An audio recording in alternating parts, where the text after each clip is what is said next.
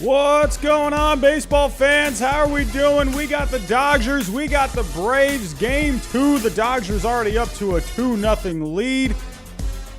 Man, oh man, let's get to it, everyone. What is going on? How are we doing? Hello, what's going on? I was having a few little issues here for a second. It took me a little while, or it took me a few extra minutes to get ready over here. So, what is going on, everyone? What is up? We got the Dodgers up 2-0 here.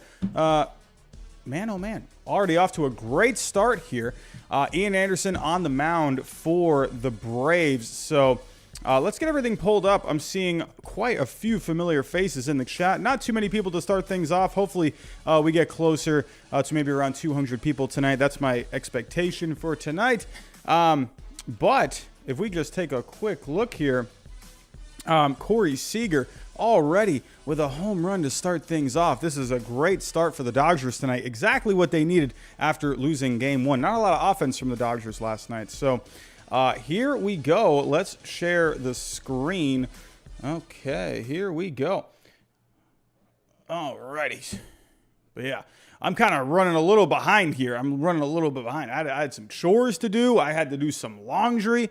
Man, oh man, but I feel like I'm pretty settled. I may seem a little flustered at the moment because I'm kind of rushing right now. But yeah, just caught that Corey Seager home run. Luckily, I walked in right before he hit it. So thank goodness. But alrighty, what is going on, everyone? I'm seeing a few members in the chat. What's going on? Hello. You guys have been talking on the Discord today. Gotta love it. So. And while I'm thinking about it, if anyone is new, hit that subscribe button for me. Hit that like button for me, everyone, if you can. Hit the bell button, the share button. And like I said, we got memberships now on the channel. For just 99 cents a month, you get badges and emojis, Q&As for future live shows. We have access to the Discord, like I mentioned, and there will be a subreddit getting made. So, alrighty. But here we go, everyone. Game 2. Dodgers and the Braves. Hope everyone had a good day. Hope everyone had a good Sunday. What is going on, everyone? I had quite a busy Sunday today. I was doing the Ubers, giving people rides today. And I didn't make as much money as I did yesterday, but pretty typical for a Sunday. You tend to get more rides on the Saturdays. Oh, Taylor rips it down the line. Wow, that looked like it was gone. Man, I mean, even though it went foul, it looked like it went fair. Man, I got the espresso tonight, everyone. Wow, that was close. Man. I hope everyone has their Sunday night espresso. Noah Hemphill has just subscribed. What is going on? Hello. I'm not sure if the notification went out tonight. I don't know, these notifications lately on YouTube, they're not doing very good. I don't know why. It's not like, because usually the way it works on YouTube is you get a maximum of 3 every 24 hours anytime you publish a video or go live. And I went live this morning, so I don't know why a notification didn't go out. I mean, let me know in the chat if you guys got a notification tonight. I would love to know. Already a visit to the mound for Ian Anderson. You know, this is the game I figured the Dodgers would probably come out swinging here. You know, not a lot of offense. You got to remember, they were in San Francisco literally just a couple of days ago. A long series with the Giants, a tough series with the Giants, and then literally traveling to the East Coast the very next day, and then having to play the day after that. So you got to imagine with the Dodgers last night probably weren't feeling their best, I would imagine. So I'm expecting the Dodgers to be a little more prepared for today, a little more rested, a little more, good to go.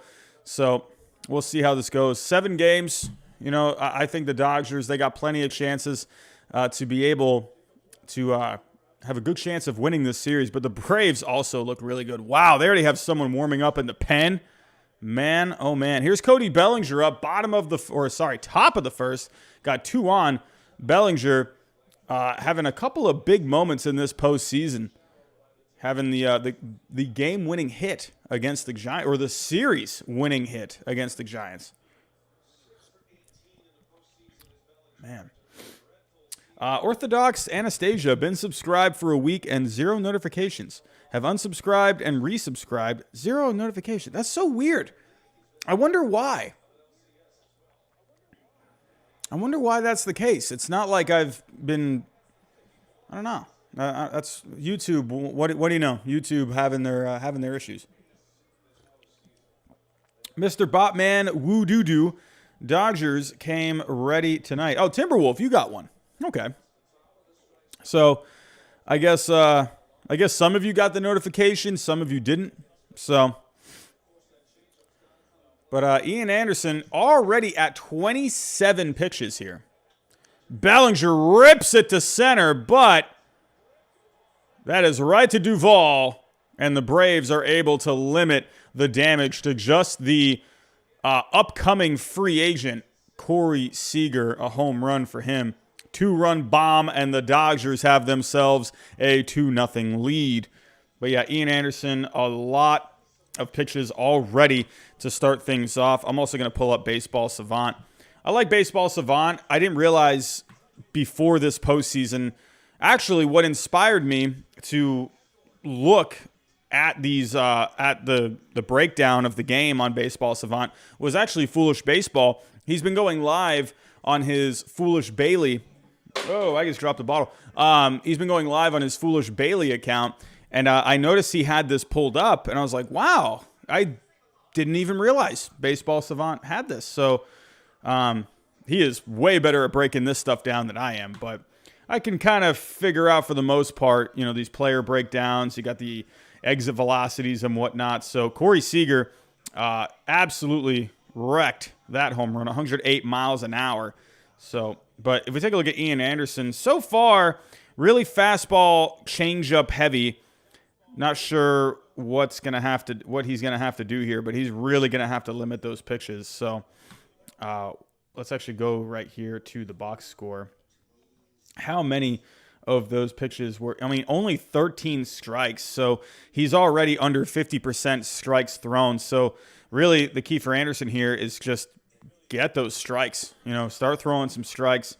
But yeah, we'll have to see how if he changes up his approach at all in the next inning or two.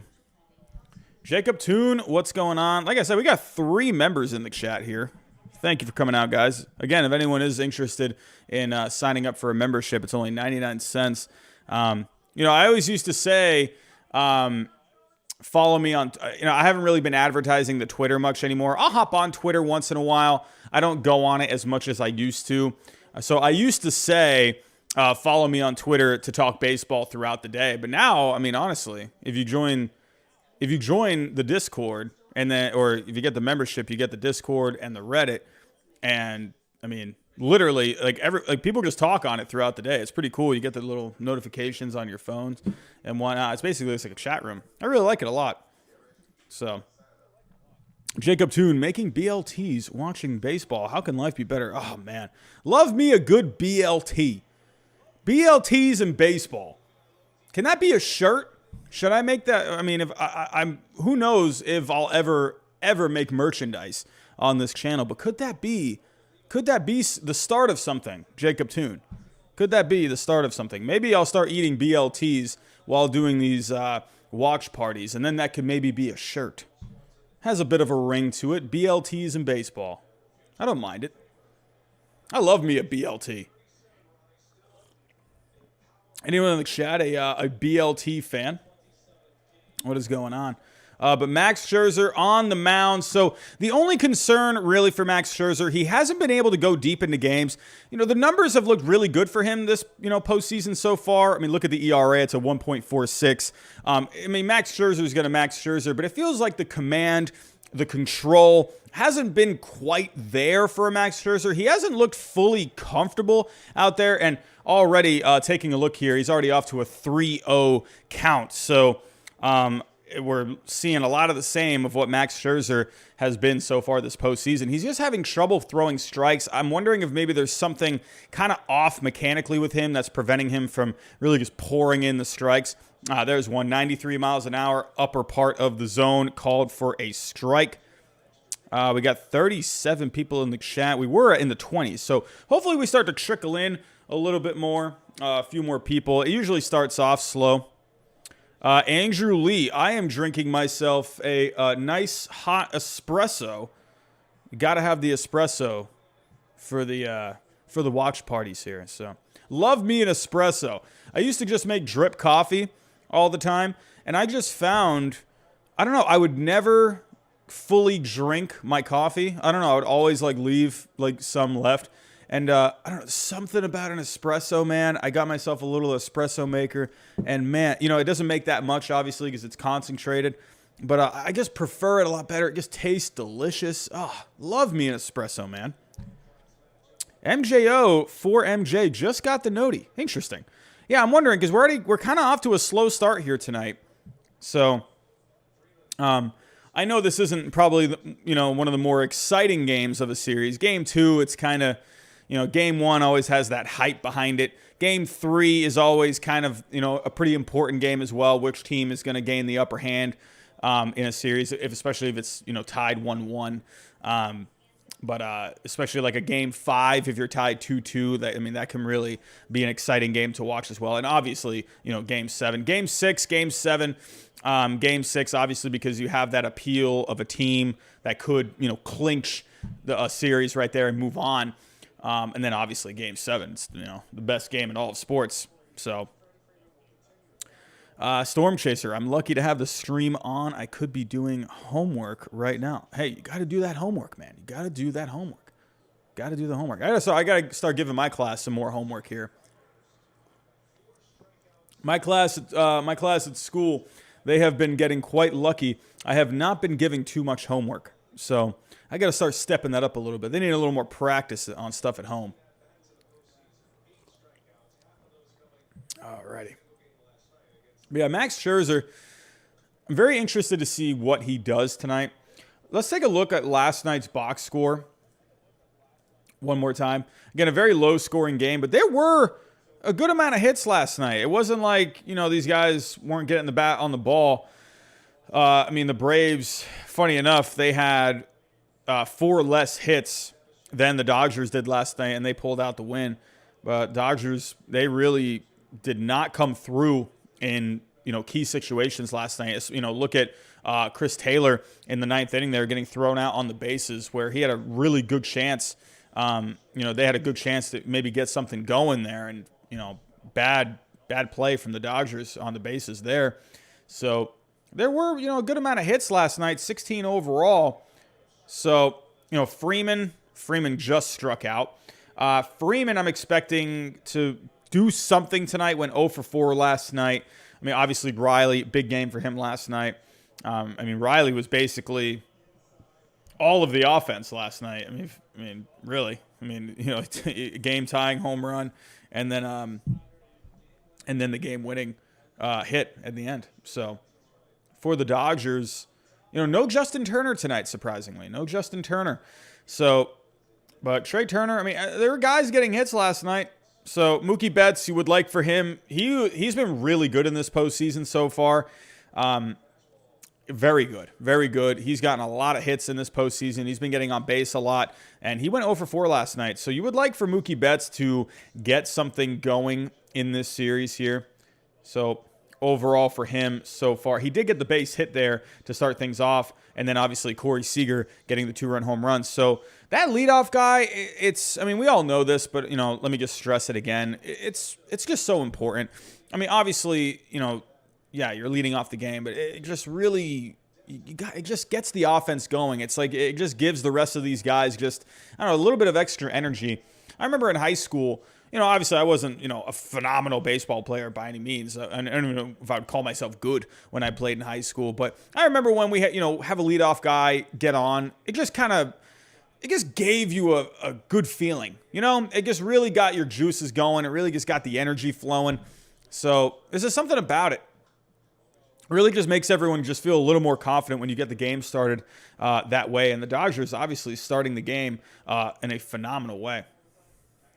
But 42 people in the chat. Hopefully, I was hoping to get 200 people tonight. At this rate, I don't know. We got a long game here. So hopefully we can at least get to 100 tonight.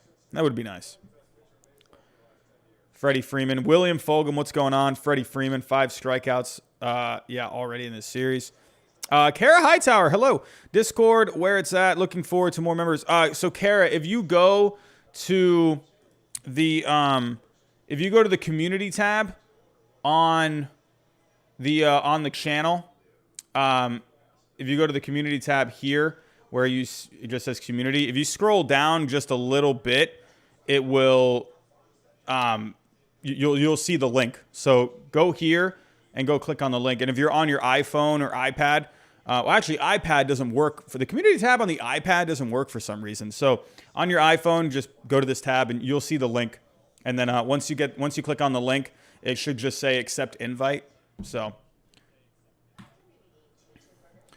but the Braves not doing a thing here against Scherzer in the first inning. Ozzie Albies lining out to end the inning.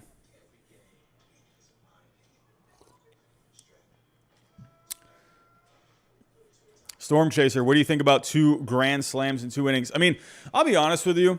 I tweeted this yesterday. I know I said earlier I haven't been going on Twitter as much. But I was on Twitter. I was a little active on there during the game last night. And that Red Sox win last night was one of the more, it ended up being the box score looked closer than what it was. You know, it was a 9-5 final. But that game, it was over from the get-go. Sure, with the Astros, with that offense, it's never over. But it just felt like just all of the air left the stadium, especially after that second inning. But I tweeted out last night that that was one of the more impressive Red Sox wins I feel like I've ever seen. Considering just, how the offense was in game 1. They did exactly what they needed to do to get things started. The best thing you could possibly do, a grand slam to start things off. And then Luis Garcia sitting down to because of the injury, having him come out, and then you had Jake Odorizzi warm up for what felt like 4 hours, which again, I mentioned this in this morning's stream. If you missed it, go take a watch. But I mentioned that Jake Odorizzi, he should have taken all the time he needed to warm up. I think that's not fair to, he was not expecting to come into the game at that point. I don't think that's very fair, especially a guy that is a starting pitcher by nature. He's had arm issues in the past. I feel like he should have been given all the time that he needed. I can understand why people would be, kind of annoyed about it. I don't know. That's something you could discuss in the next CBA talks. I don't think it's going to be that big of a deal. But you had a lot of the baseball writers out there just complaining and just, I don't mind if someone didn't like it. It's not that. It's just these baseball writers out there. They just really try to take advantage of, they try to get emotional responses out of people. And I just find it annoying. Like Dan Shaughnessy, I think he's one of the worst writers in all of baseball. That guy just needs to go home and have a sandwich, to be honest with you. But and that's me as a Red Sox fan saying it about a guy that writes about the Red Sox. I think he's terrible. But where was I? I was saying, for the Red Sox, they just it was very impressive. Luis Garcia had to come out. They had to wait a long time for Odorizzi, and then you get another grand slam. You just stayed so focused. Eyes on the prize. You had a killer instinct there. And then Nathan Eovaldi looked sharp. He had a pretty rough inning at one point. And then Kike Hernandez continuing on his just phenomenal postseason so far. It was just it was an impressive win to me. I really, really thought that I was just impressed by that. So I'll always remember that as a Red Sox fan because of the circumstances that were involved. And then just also you're on the road. It's a hostile crowd. The people in Houston, they love their Astros, especially after the whole sign stealing thing. The people of Houston, if there's one team that has their teams back the most, you could argue the Houston Astros fans this year And well, last year you didn't have fans, but you could argue that the Astros fans this year have their teams back the most, just because of how much these fans or how much these players have been, just tormented, ridiculed, which, and hey, I'm not arguing against that. It was not good what they did. So, but Astros fans, they have their players' backs, and I can respect that. So it's always a hostile crowd. You go look at the crowd. People are waving their towels. They're very into the game. So for the Red Sox to come into that environment, to come into that territory with those circumstances, it was impressive to me. So too long didn't read. I loved the 2 grand slams that the Red Sox hit. So. Jesse Burns, who's pitching for the Dodgers, Braves, not wearing my glasses. Funny thing you mentioned glasses. I actually just got my new pair of glasses from Warby Parker. No, that's not a sponsorship thing. I can't see, so I needed to get new glasses. Especially because I'm doing Uber at night now. I cannot see at night, so I had to get glasses. But who's pitching? Sorry. We got Ian Anderson for the Braves, and we got Max Scherzer for the Dodgers. I'm expecting a Dodgers win tonight. I think if the Dodgers, were to win one in Atlanta, it would be this one. Hey, the Braves at home, opening the series. Not surprised with them winning game 1, but I expect the Dodgers to win this one tonight. Nicholas, Braves offense needs to start hitting. They're not going to go anywhere. Yeah, the Andrew Lee, it's funny. I thought, I was like, oh, do I have my glasses on me? They're in my car. So I'm not going out to my car right now. That's too far of a walk for right now. Yeah, I agree, Nicholas. I think they do need to start. They need to start hitting. Both teams need to. So, it was great. Austin Riley really came through for the Braves last night, but they need these other guys to start coming through. Jesse Burns, maybe thought Price. I wouldn't be surprised to see Price in this game if Max Scherzer's not able to go. He hasn't been able to go very deep. So I wonder if we'll see David Price at some point. I feel like we haven't heard anything about David Price, like, at all this season. Andrew Lee does not like the Oh, he's not on the roster. So that's why I haven't heard about David Price. I didn't realize that. Wow, that's crazy, man, with David Price. Crazy. This was a guy that was, at one point, one of the top pitchers in the game. And now he's not even on the roster. That's crazy. I didn't realize that. Man, it's crazy. That's baseball, man. It's just nuts how players can just fall off like that. It's not like Price had a bad season by any means. Try to pull up the stats here. I know Mookie Betts was the main piece of that trade, but David Price was kind of a big piece as well. Didn't have a bad year by any means. 39 games, a 4.03 ERA. FIP was a 4.23. He wasn't phenomenal, but he's an arm, Especially with this Dodgers team, they're kind of running a little thin on the starting pitching. So in a way, I'm kind of surprised David Price was left off. So I don't know. I guess they just wanted some more quality arms. Didn't even catch that. David Price. So let's go to why David Price was left off. We wanted in a 7-game series, potential 7-game series, we wanted the extra arm, so that took McKinney off. So that's why McKinney wasn't on it. So as for the additions, they added left-hander Justin Brule and Evan Phillips. One slot was already cleared for the removal of McKinney, but the other forced David Price off of the roster. Price was part of the NLDS roster, but never appeared in a game. Yeah, I was about to say, because I haven't heard of David Price at all. So, as the Dodgers stuck with their best arms, yeah, that's what I thought. I figured they want to stick with more quality arms, even if it's just for like an inning. I could see that. More like hard throwers. I could see that. But why excuse him if he is still fresh and over a rookie? I mean, that is interesting, having Brule. I think I'm pronouncing that right. Let me actually see. Am I pronouncing that right? How did he do this year? I'm probably pronouncing that wrong, knowing me. It doesn't say. Is it Brule? Brule? Oh, Jacob Toon burnt his bacon. But, yeah, he was pretty good this year. 2.89 ERA. Not a lot of strikeouts. So, I mean, I don't know. Why go with... I'm curious about this. Why go with him over Price? He has pitches. Okay, so he's going with more of the pitches that, the movement that he has. He has pitches with certain left-handers that spin, that goes away, and the sinker in. It just matches up better. Okay. With some of the guys that potentially he might face. So, yeah. I could see that being a difficult call because...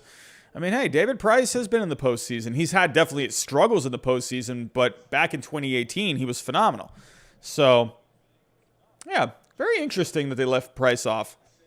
I wonder if that comes back to bite him. Could you imagine, is it Bruhill? Bruhill. Okay, is that how you say it? Bruhill. Justin Bruhill.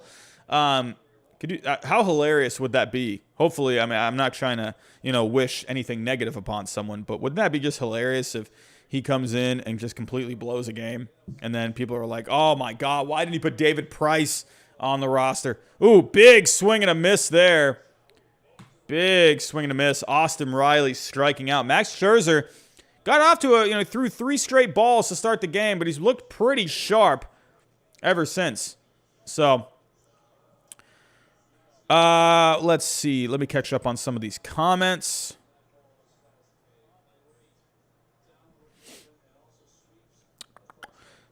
Kara Hightower. They have to get there first, but an Astros-Braves World Series would be good. I've thought about that possibility. I think that would be a pretty entertaining World Series, honestly. As a lifelong Astros fan that got used to the 90s of going to the postseason just to lose to the Braves, it would be nostalgic. Yeah. Definitely. I'd like that series. I think that would be good. I'd like the Braves starting pitching against that Astros lineup. I think that would be pretty good. Both bullpens, middle of the road. So, and then the Braves have a good lineup as well. I kind of wonder who you would give the edge to in that if that were to be the World Series. I'll be honest with you, I really like this Braves team. I do. I really like it. Even without Ronald Acuna Jr., I've really liked what the Braves have been able to do. I like them a lot. I think they matched up well starting pitching-wise. I like their bullpen. I don't love the bullpen, but I like it. And the offense has just been great. So, Chester the Chicken Eater. I'm watching the game using the mobile Spectrum app. That's what I'm using. So, okay, cool. Yeah, Chester, we have the same thing.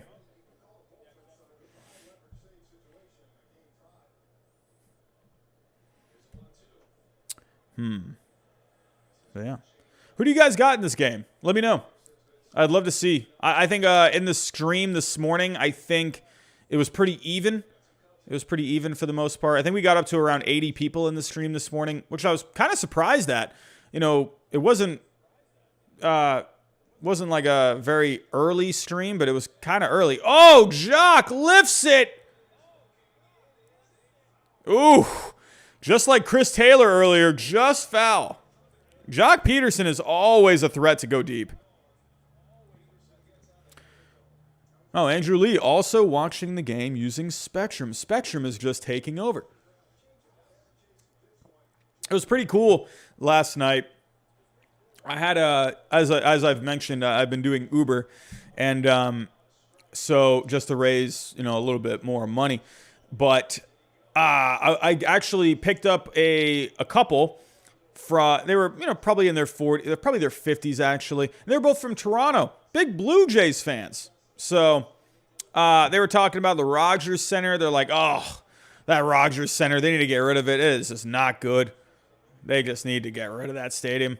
And they were talking about, like, it's funny because I talked about this on a stream last offseason where the where I was saying how, because there were rumors of the Blue Jays looking into getting a new stadium, and I was saying, it's not out of the question. They're owned by Rogers Communications, and they brought up the same thing. I was like, oh, that's funny. I don't know. I didn't want to bring up the fact that I had a channel to just I don't know. I don't want to do that, but I wanted to say so bad. I was like, I got a little, I got a baseball channel. I said the same thing on a stream last off season. So, the cool thing about Uber is I've been picking up a lot of people from the airport. I live right near an airport here in Central Florida, and the amount of people that I'm picking up from the airport that are from all over the country, it's been great. A lot of good conversation. It's always nice to talk to people that are just from different parts of the country.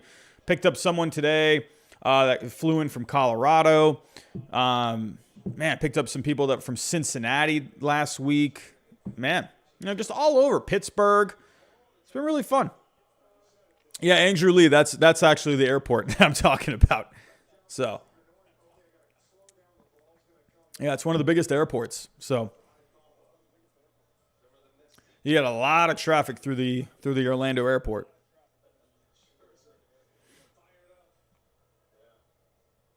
Oh, Chester started the stream before I even woke up on the West Coast.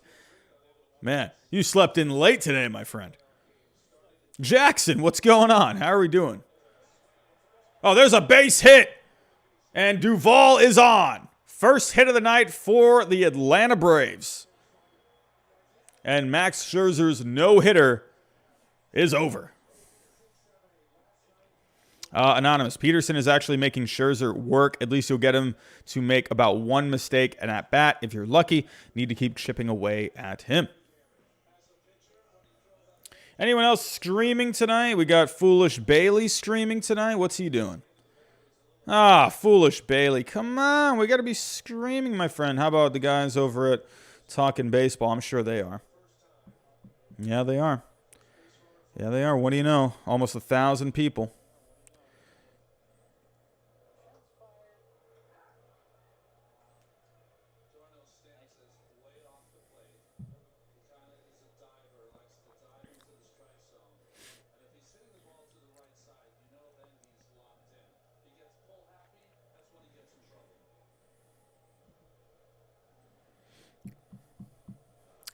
Storm Chaser. No way.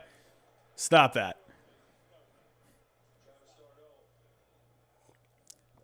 Andrew Lee. I love Wawa. Wawa is fantastic. Oh, Jesse Bird still in Albania. Oh, wow. Interesting. Brady Johnson, what's the game summary so far? As of right now, Mookie Betts got us started with a base hit. Corey Seager hit the home run. It's 2-0 Dodgers, and that's pretty much all there is to it right now. Duvall is on right now after a base hit. Scherzer is looking better, I would say, so far this postseason. So, Storm Chaser, that definitely wasn't me then. That definitely wasn't me. I only just started like 3 weeks ago. So, Andrew Lee, I know what Wawa you're talking about. There's a Chick-fil-A over there. There's a Chick-fil-A. There's a Cheddar's over there. There's the Chevrolet dealership that's right over there. You got it's not like the best part of Orlando. You got the big CarMax that's right across the street. So, got the Walgreens across the street from that. So, Nicholas B. I got the Dodgers winning this one tonight. I think the Dodgers are just going to come through.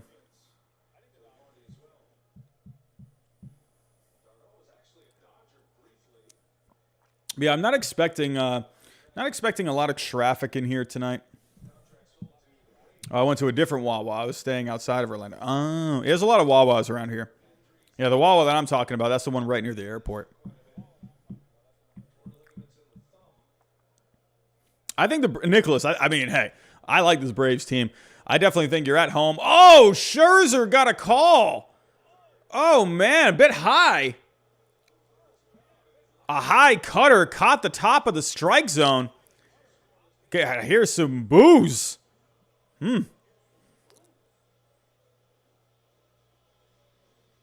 It looked like it was at the letters. So,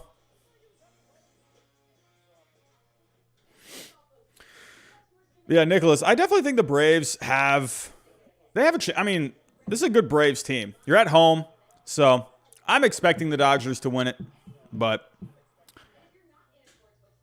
Jackson's hoping for a Braves-Red Sox World Series. William Fulgham, I know, is rooting for a Red Sox-Braves World Series.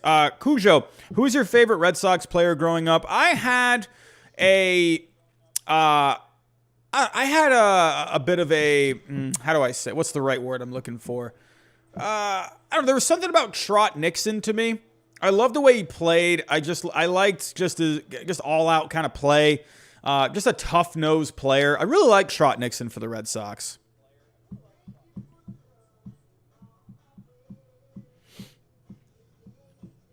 Jackson, if I was a Red Sox fan,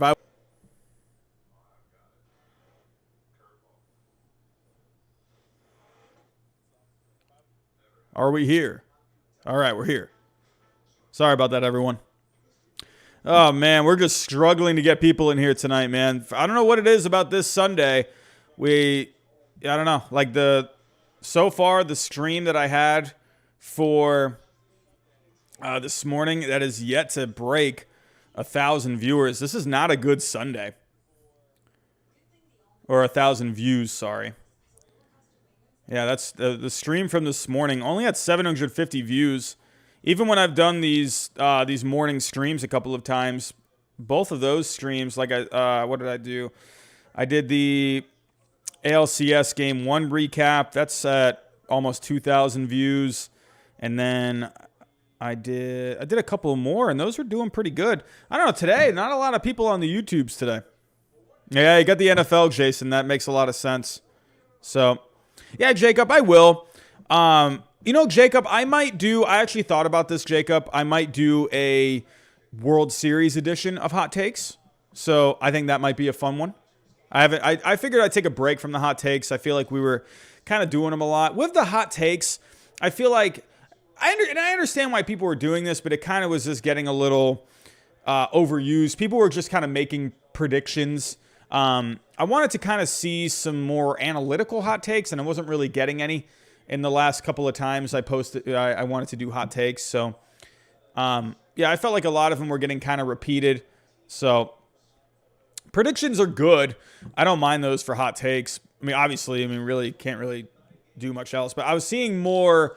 Well, I mean, you can do predictions, but you can also say, like, I think this player is better than this player or something. You know what I mean? Like, I was seeing more prediction kind of hot takes. So they were just kind of getting a little overused a little bit. So I figured take a break from the hot takes. So, yeah, Jacob, I don't know, man. I'm not sure. Oh, hey, Jacob, you got the new badge next to your name. Oh, okay, so you got to a month for the membership. Jacob Toon is the first one ever on this channel to get the new badge next to his name. I've been seeing the baseballs. So, Bob Nightingale predicted a Dodgers-Astros rematch, so things are looking good for the Sox and the Braves. Andrew Lee, when am I going to do an ice cream review? God, I haven't done one of those in a while, man. I love me some ice cream, man. Chester, sorry, I didn't see your question here. Would you rather see a rematch of 17 or 18? I mean, you're killing me on that one. You're killing me. I'll be honest with you. As a baseball fan, I mean, Astros-Dodgers all the way. I mean, that's the most compelling. I mean, obviously, as a Red Sox fan, you know what I'm going to say. I think, personally, the more compelling series, obviously, would be Astros-Dodgers. I think that would be the most compelling. So, Andrew Lee would hate both. Oh, what is happening? Cameron Burrell has become a member. Cameron, welcome. Welcome, my friend. Appreciate you signing up, my friend. Cameron, if you go to the community tab on my channel, you'll find a members only post where you can get access to a private Discord. So go find that. Cameron, welcome, my friend. Welcome, welcome. So only 99 cents. I mean, figured I thought it was a pretty good deal. It's only less than, it's $1 below a penny below $1. What is it, like $4 for $5 for a latte at Starbucks, and that's gone in 20 minutes? For 1/5 of that, you get a membership for life. So yeah, Cameron, yeah, definitely go find that Discord link. It's right there on the community tab. Just scroll down, you'll see it. I think it's the last post that I made. So, but yeah, everyone's been talking on that Discord. It's been pretty cool seeing you guys talking on the Discord. Oh, and there's a base knock. Oh, what a catch! What a catch by Rosario. On the run. Good play by Rosario. Hello, Kay, in Boston. Just met Astros players coming off of the bus. Oh, wow. Look at that. That's awesome. Man, oh, man. I know exactly where you're talking about, too. I remember I was walking after the game that I went to last month, or back in August. Yeah, me and my, I cannot talk right now. Me and my girlfriend, we were walking past, and it was like everyone just huddled around where all the buses were, and yeah, everyone was just trying to get an autograph. So I know exactly where you're talking about. There's a base hit to left. Will Smith. Hey, Will Smith, he's had his defensive issues, but Will Smith, man, hey, this bat, it's very good. This bat is very good.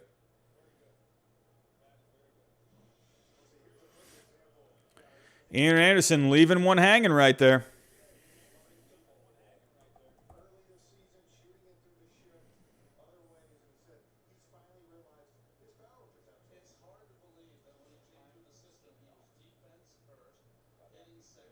Yeah, I feel like just views are really down right now. I don't know why. Like even I mean we've been getting around 150 to 200 people early on in our streams. We've been getting up to even around 300 on these streams, and we're below 50 tonight. I'm not really sure what's going on here. I don't know if just notifications just aren't going out. Even Talking Baseball, they only have like around 1,000, and they've been getting, I don't know, like 1,500, like 2,000 people in theirs. So, Andrew Lee, to become a member, if you go to the main page, if you're on the desktop, you'll see a join button right here. If you're on the phone, if you're just on your smartphone or whatever, I don't know. It's like, it's kind of, I guess it depends on, I don't know. I've read that it varies from person to person. If you go to, because I have like a separate YouTube account. It was like my old account. Let me go on that really quick, and let me see what it looks like on the smartphone. So if you go to the channel, I don't know, like I'm not seeing a join button on here. Like I see the subscribe button on my channel, but I'm not seeing a join button. Even at the top, like I'm not seeing anything about memberships. But on the desktop, I mean, it's right there, like on the main page. When you go to my channel, it's just a join button. But on the smartphone, I don't know, you might have to kind of look around for it. If you can't find it on the YouTube app, then you can just go on the mobile, the web browser and just go that way. So, yeah, Kuho, it might be, I'm wondering if it is maybe a combination of football, stuff like that. So, but yeah. I would love for more people to get in here. This is the time where I really like to kind of just hang out with you guys and talk with all of you. That's one thing, I'm going to be honest. Like, I really do wish, I love what, John Boy and those guys do over there. But I'm going to be honest, like, I really wish they would talk more with people in their chat. It's a lot of just dead air a lot. I mean, I know they're watching the game, but at the same time, you're really wasting a good opportunity to just connect with your fans, you know, and I really wish they would start doing that a little bit more. You know, when I'm doing like my power rankings and stuff like that, like I'm kind of in my zone and I'm talking and whatnot. So I try to pay attention to the chat, you know, when I can, when I'm talking and whatnot. When I'm presenting things, it's, you know, I'm doing my show, you know, so it's a little harder for me to bounce back and forth between, you know, doing that and the chat. But if I'm just watching the game, I don't know, like to me, it's very easy to just look at the chat and see what you guys are saying. And I don't know, they don't talk to people in there. I really wish they would.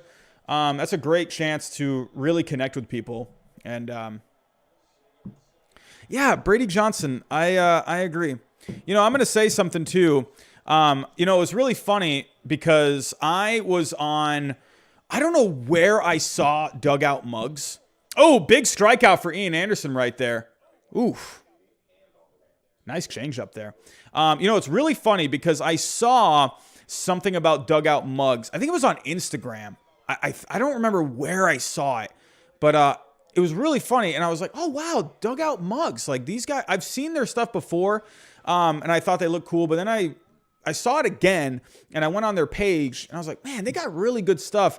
And hey, whatever, I'll just tell you guys. I sent out an email to Dugout Mugs, and I was like, hey, I really like your product. You know, I'm not looking for anything like free or anything, but I would love to be able to promote your product. I'm looking to see if I can get, you know, I know we're still pretty small over here. We're just over 14,000 subscribers right now. But I mean, we've been getting quite a lot of people in streams. Tonight, we're just really, I don't know what it is tonight. We're really struggling for viewers tonight. I'm guessing football and whatnot, no notifications being sent out. But, I mean, you guys have been here. We've been getting a lot of people on streams. Go back to the St. Louis Cardinals Dodgers wildcard game. We almost got to 1,000 people. I mean, for around 14,000 people, it's pretty good. So I sent him an email saying, hey, I would love to be able to promote your product. I really enjoy it. I think it's awesome. I don't even care. You don't even have to send me one. I'll buy one myself. I don't care. I just really like what they make. And sent him an email saying, hey, what would you guys be interested in, you know, some kind of a, you know, partnership or, you know, some kind of a thing where I, you know, just give a discount code to people or whatever. And no, never even wrote me back. So I don't know. But it's funny that you mentioned the Dugout Mugs. So it's funny that you mentioned that. But I don't know. Yeah, with those guys, I just feel like, I don't know. They do good stuff. I wish they would go, I don't know. Maybe I'm just being a little, I don't know. Here's my thing. I prefer Foolish Bailey or Foolish Baseball. I love the big analytical dives that he does. And he just makes it so, how do I even say it? Like, he makes it very easy to follow along. He presents it in a really nice way for people. And I wish they would go a little more in depth with things. I feel like they don't break the surface as much as they could.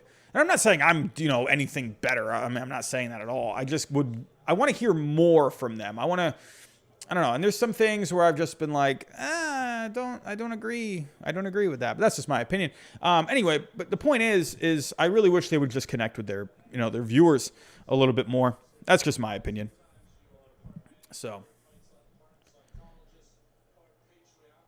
What is going on? What are we doing? Yeah, Nicholas, I agree. Braves offense, they need to do something. There we go. Up to 60 people now. People starting to trickle on in. What's going on? Brady Johnson, you should try to collab with someone. I think that'll help get more people over here. Yeah, I agree. I agree. It would be nice to have, you know, someone to conversate with. Oh, Benny, we can't be using that language here, my friend. We can't be doing that. Can't be doing that. I wonder who are some people that could be a good collab. I know there are a couple of people, other channels I have, couple of channels I have in my mind where I'd love to be able to just conversate and watch a game with. Yeah, Jason, very hard offense. Hard offense to get. I mean, with Scherzer's looking good tonight. He hasn't looked his sharpest in this postseason so far, but he's looking good tonight. I would say this is the most sharp that Scherzer's looking so far in this postseason.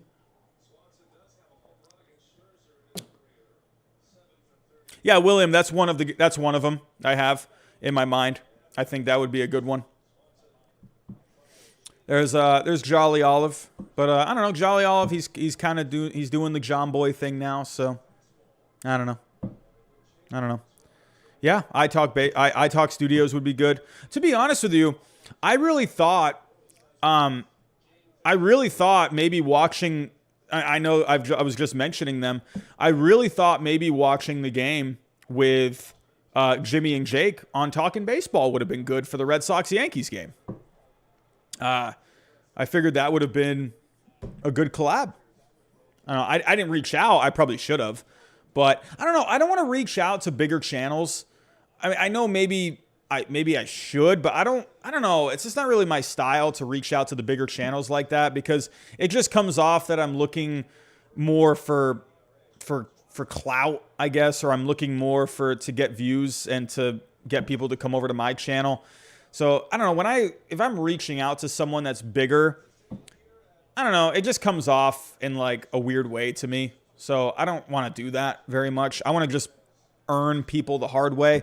So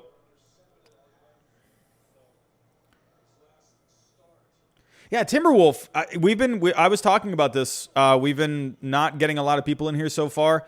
Hopefully later in the game we start to get closer to around maybe 200 people.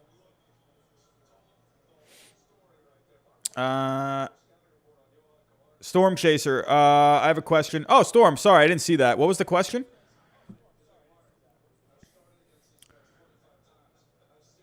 What do you think about me becoming the team captain of my basketball team and me going for a back-to-back state championship appearances for tennis? Well, first off, that sounds quite impressive, because, I mean, you sound like you're good at basketball and tennis. I mean, that's pretty phenomenal if you ask me. So I don't know, man. Dude, do everything you can, but just don't load up your plate. If you feel like you can do both, do it. Absolutely. Kara Hightower, Ben Verlander. Who's Ben Verlander again? Does he do MLB The Show stuff?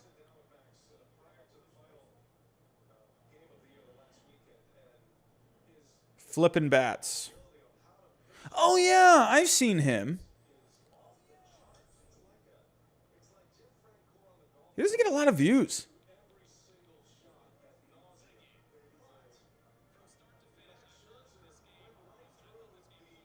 Really? Wow. His last video that he posted today, he only got 83 views on this. He has a great presentation. It looks very good. Is this just like a smaller channel that he does? Is he like a postseason special episode with he had a episode with David Ortiz and A-Rod? How the heck did he do this?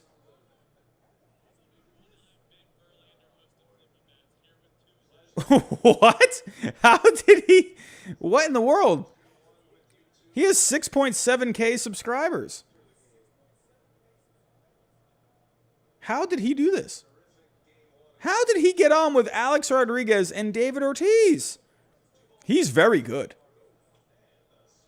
How does he only have 6.7K? How? Is he a part of a like a bigger channel that I'm not aware of? Yeah, no, Robert, I agree. That's what my point was. How does he only have this many views? Because it's very good. This guy should have thousands of views, not 83. This is very good. Everything looks great. He has like a studio. He's got a great backdrop. This looks phenomenal. He has like an actual studio.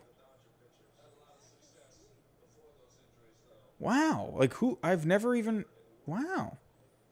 He talks very well too. Is he on Fox? Oh, is this Justin Verlander's little brother?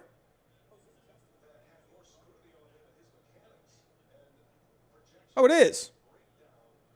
Well, he's partnered with Fox.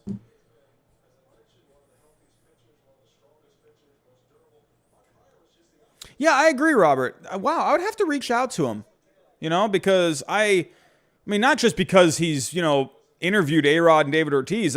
Even if he didn't have that, I would still be really impressed because his presentation is phenomenal.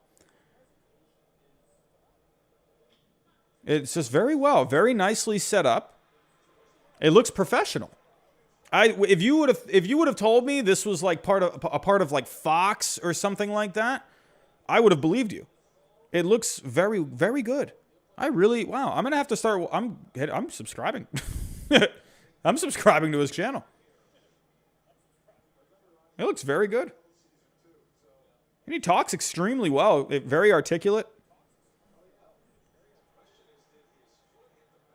Wow.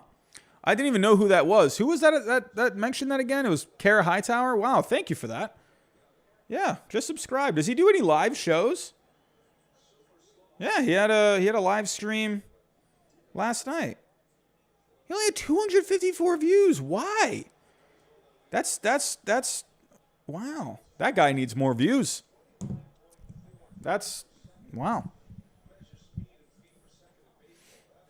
Jerry Resendez, he's partnered with Fox. Oh, yeah, I was going to say, he looks like he has a little bit of access to something. I would love to be able to talk with him. So, I like Fox, too. I really like Fox. Like, out of all of the, like, ESPN, TBS, Fox is the best to me, easily. But Eddie Rosario grounding out here. It looked like a close play. Wow. Yeah, I'll have to reach out to him this offseason. I would love to do something with him. Honestly, I would like to just pick his brain because it looks like he had Ben Verlander. It looks like he just has a very good setup. I'd love to pick his brain. Yeah, this is a guy I could see easily blowing up.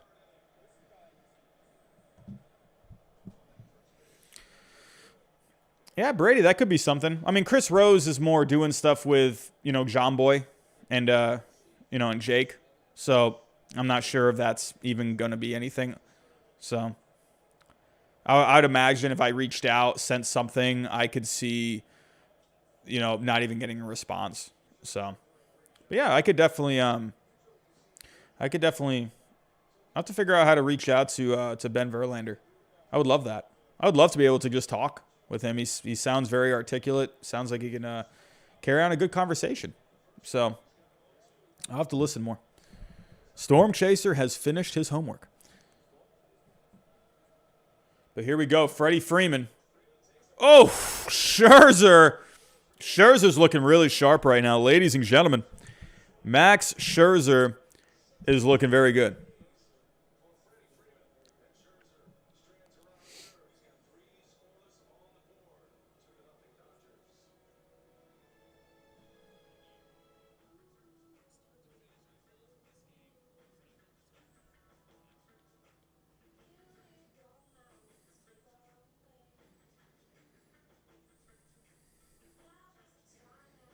I'm actually about to leave a a comment on Ben Verlander's last video. Hi Ben, I would love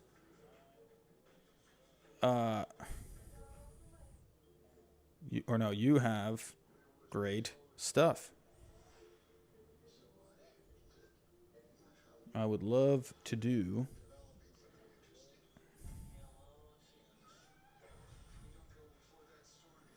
a collab at some point.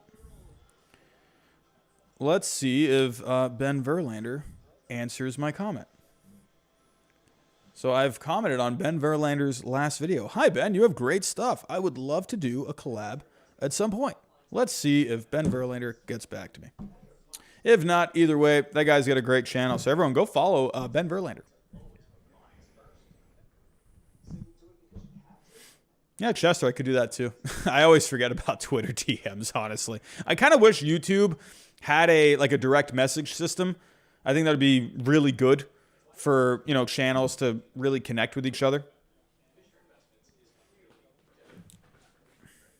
But yeah, that could be maybe something for the off season. Storm Chaser, I wouldn't mind that at all. Hey, I mean, maybe we could get a bit of an interview. I mean, I'm just saying. I mean, who could we maybe? Hey, I would love to interview someone like a Justin Verlander. I'm going to be honest with all of you. I would love to start doing interviews. That would be, especially for live shows, I would love that. Oh, yeah. Really. I think that would be great. I think that would be something where you guys would, let me know. Would you be interested in stuff like that? So, yeah, let me know in the comments. Would you guys be interested in player interviews? JK, Dodgers are cheaters. These umpires are horrible. Yeah, we've had some, questionable calls from umpires throughout the playoffs, but I feel like that's pretty normal for the most part. You're always just going to have bad calls here and there. Oh, my God. Leo Mazzoni. Wow. William, he's a good friend. Oh, my goodness. I would love that. Drop link to the video you commented on. Here we go.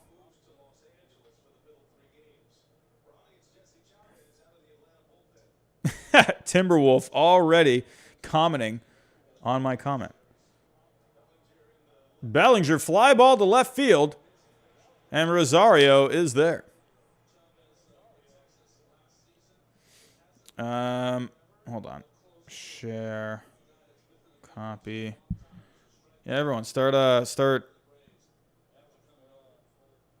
to this video. There you go.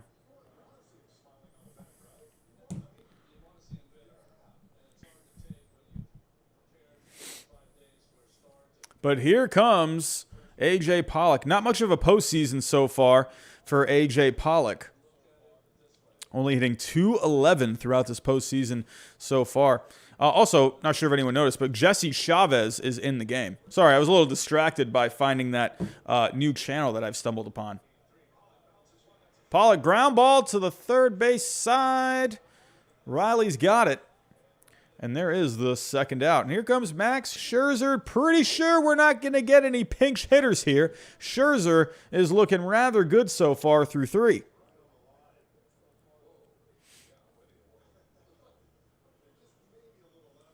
Chester, Ben Verlander seems like a better brother than Patrick Mahomes' brother. I didn't even know Patrick Mahomes had a brother. His brother topples headlines with his personality alone and him being the brother of a football player. Huh. Yeah, I didn't even know Patrick Mahomes had a brother. Andrew Lee, I actually got the new iPhone. It's, it was kind of, I wasn't even meaning to get it, but I upgraded my little package with Spectrum. So, and I guess it involved, including a phone pack, a phone service in the bundle. So, with that, I was able to upgrade my phone. So, Scherzer bouncer back to Chavez. And there is the third out. Coming up for the Braves, we got Albies, we got Riley, and we got Peterson. We got the meat of the Braves lineup coming up.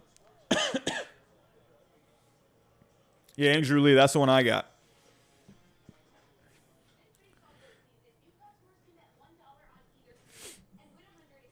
Yeah, Samsung, they make good cameras.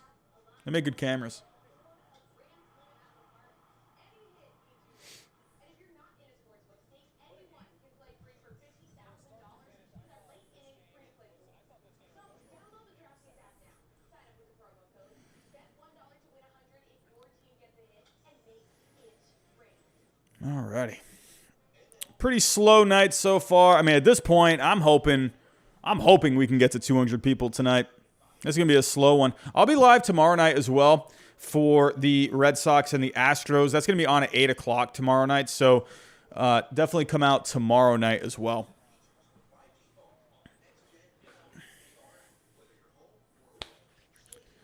Hey, So Fresh Blaze. Appreciate that, my friend.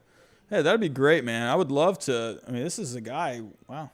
Again, I didn't even know there was a channel like that. I mean, that's the problem with YouTube is there's really good channels out there, but YouTube just doesn't promote these guys. You know, like good quality channels are out there, and not even just baseball, like whatever it may be, whatever your niche may be, there's good channels out there, and they're just not being discovered. And it's so hard for a channel to get started, you know, and a lot of people get, you know, I'm sure there's been a lot of channels that had a lot of potential and, you know, good quality, but people just get discouraged because people don't get the views, people don't get, you know, the attention, you know, and people, they just get discouraged and they just give up. So, Brady Johnson, yes, I will be live. I will be live. Problem with YouTube is that the original founders sold out to the wrong company. Yeah, YouTube is, I don't know. Yeah, Timberwolf, definitely possible. It's going to be hard to get to 100 tonight. You know, 200 people at this point, bit of a pipe dream. So I'd imagine tomorrow night might be a little better. You know, it's a Monday night. You also got football on tonight. You know, so. Yeah, Storm Chaser. I've found that Twitch, when I go look at some, because there's some content creators on YouTube and they have a Twitch as well, you find that there's like guys who have so many subscribers on YouTube and they also have a Twitch, and you go to their Twitch and they barely have like any views. Here's Ozzy Albies up for the Braves, bottom of the fourth. Max Scherzer back out there for the Dodgers. He has looked sharp, 56 pitches through 3. But Scherzer is definitely looking better than what he's been. Like I said, not a bad ERA this postseason so far, but you can just tell. Oh, what is going on? Andrew Lee is the newest member of the channel. Andrew Lee, welcome, my friend. Welcome, welcome. You've been a long-time viewer of the channel. And, hey, appreciate that, my friend. Appreciate that. I think now we might be up to 30 members. I think we're up to 30 members now. If it's not 30, I know it's at least 29. We're close. Let's see. Let's see.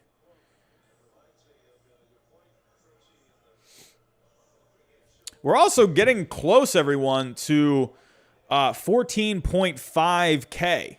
14.5K. I think we're at 14,490. So, no, 14,492. We are 8 people away from 14.5K subscribers, which means we would be halfway to 15,000. So, Timberwolf, is there any way you can pay cash? I don't know. I don't think so. I think it's all, you can set up a PayPal, but yeah.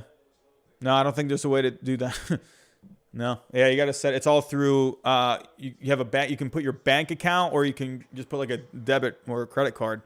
But yeah, I know you can do your bank account if you don't have an actual physical card. So I think if you have PayPal, you can just set it up that way. So Drew Dizzle has joined the Discord. Actually, Cam as well joined the Discord earlier. I'm just getting these notifications popping up now on my iPad.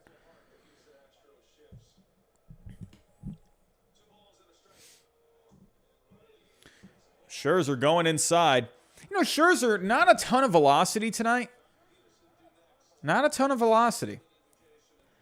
The highest he's gone tonight is 95. You're not going to see that Max Scherzer pumping, 98 like he used to. I mean, 95 is still pretty respectable, but he's averaging around 94, 93 miles an hour tonight. So, Scherzer so far on the night, 23 fastballs, 14 changeups, 11 sliders, 8 cutters, 6 curveballs. That sounds like Max Scherzer. Mixing, matching, 5 different pitches. But he walks Austin Riley, and here's Jock Peterson. One swing of the bat from Peterson, and we could have a tie game. Yeah, I wonder, MJO for MJ, could this be his last inning? You're starting to see, these starting pitchers coming out earlier to try and conserve them a little more for a 7-game series. Look at guys like Chris Sale against the Astros. Framber Valdez, in game 1 coming out early. Nathan Eovaldi coming out early. So, starting to see that a little bit more. Here we go. Jock Peterson. One swing could tie it. First pitch is a ball. Scherzer is up to 64 pitches. Jock Peterson, always a threat to hit a homer. Really like the addition of Jock Peterson for the Braves this year. I thought that was a good outside-the-box move. Oh, Peterson! He rips it! That's deep! It's to the chop house! It's gone! Jock Peterson has tied it! Oh, my! Literally just saying there is always a chance one swing with Jock Peterson can change the game. Pretty sure I was just saying it. Good grief. To the chop house. Look at that hairdo from Jock Peterson. Oh my goodness. Jock Peterson looking like a combination of Eminem and Wild Thing. Rick Vaughn. Jock Peterson, a.k.a. Wild Thing, Rick Vaughn, Eminem. That might be one of the worst hairdos I've ever seen. But good grief, whatever. You can do whatever you want with your hair. Oh, Super Chat from William Fulgham, $4.99. Jocktober Pearls rule. Oh, man. William Fulgham with a $4.99. Man, that's crazy. I was just saying, anytime Peterson comes up, one swing of the bat can leave the yard. That's what I was saying. I mean, I love this move for the Braves this year, bringing him in. I really like that because when you lost Ronald Acuna Jr., it felt like your season was just going down the tubes. But then I really liked you bringing in a Jorge Soler. I liked you bringing in a Jock Peterson, two guys from both sides of the plate. You're making up for that offense with two guys instead of just trying to replace him with one. Really like that. I thought that was a great move from the Braves front office. Oh, we're approaching 70 people in the chat. Everyone, maybe the chat. Jock Peterson is waking up the chat.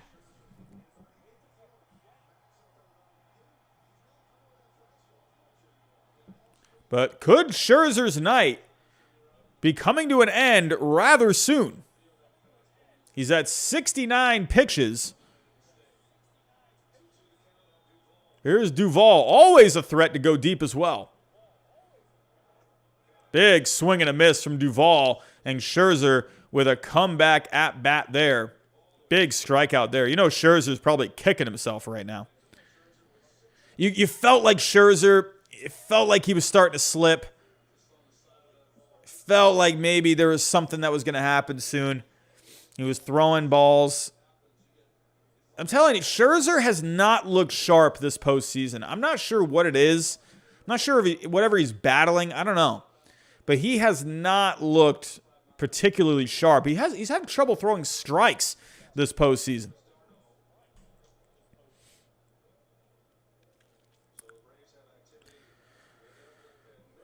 Minter warming up for the Braves. AJ Minter's had a pretty decent year for the Braves.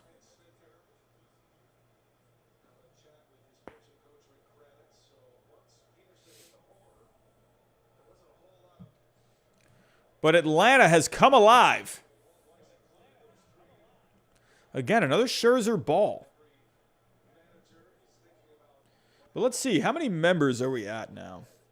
I was checking on that until Jock Peterson rudely interrupted. I believe Yeah, we're at 29 members. We are one away from the illustrious 30-member mark. Hey, the more members, the better, because that's just going to fill up the Discord. And once I get that Reddit page going, that's going to be great over there. I'm actually really excited for the Reddit page, or the subreddit. And there's a bouncer. Back to Scherzer. And Darno has grounded out. But Jock Peterson taking it to the chop house and has tied the game here in Atlanta. And we got a brand new ball game, folks.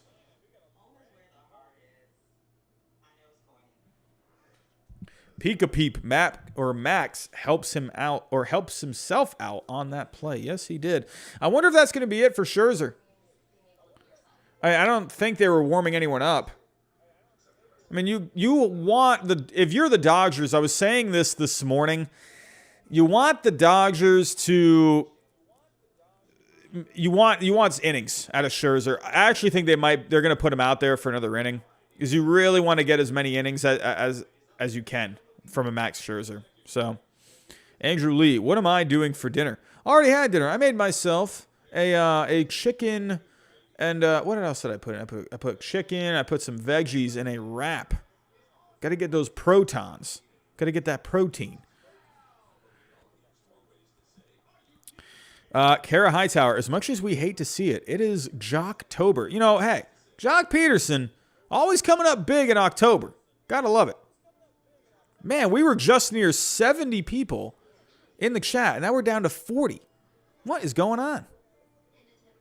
Man, we are really struggling tonight. I know it's, Sunday night.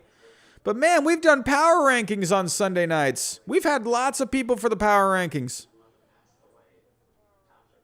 Man. There we go. Back up to 50 now. Yeah, Timberwolf, I don't know, man. I don't know. This is just kind of weird.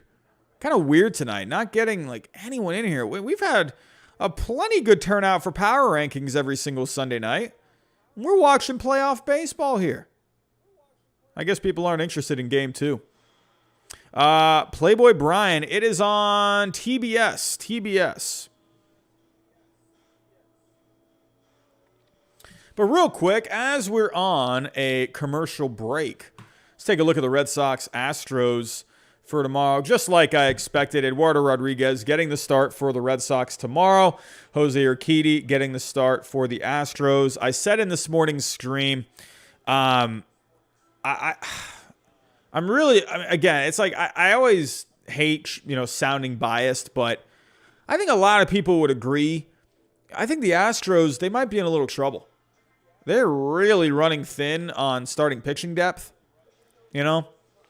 Guys like Greinke are going to have to do something. They're going to have to provide some valuable innings. You don't have Luis Garcia now. What is the news on Luis Garcia? Was there any sort of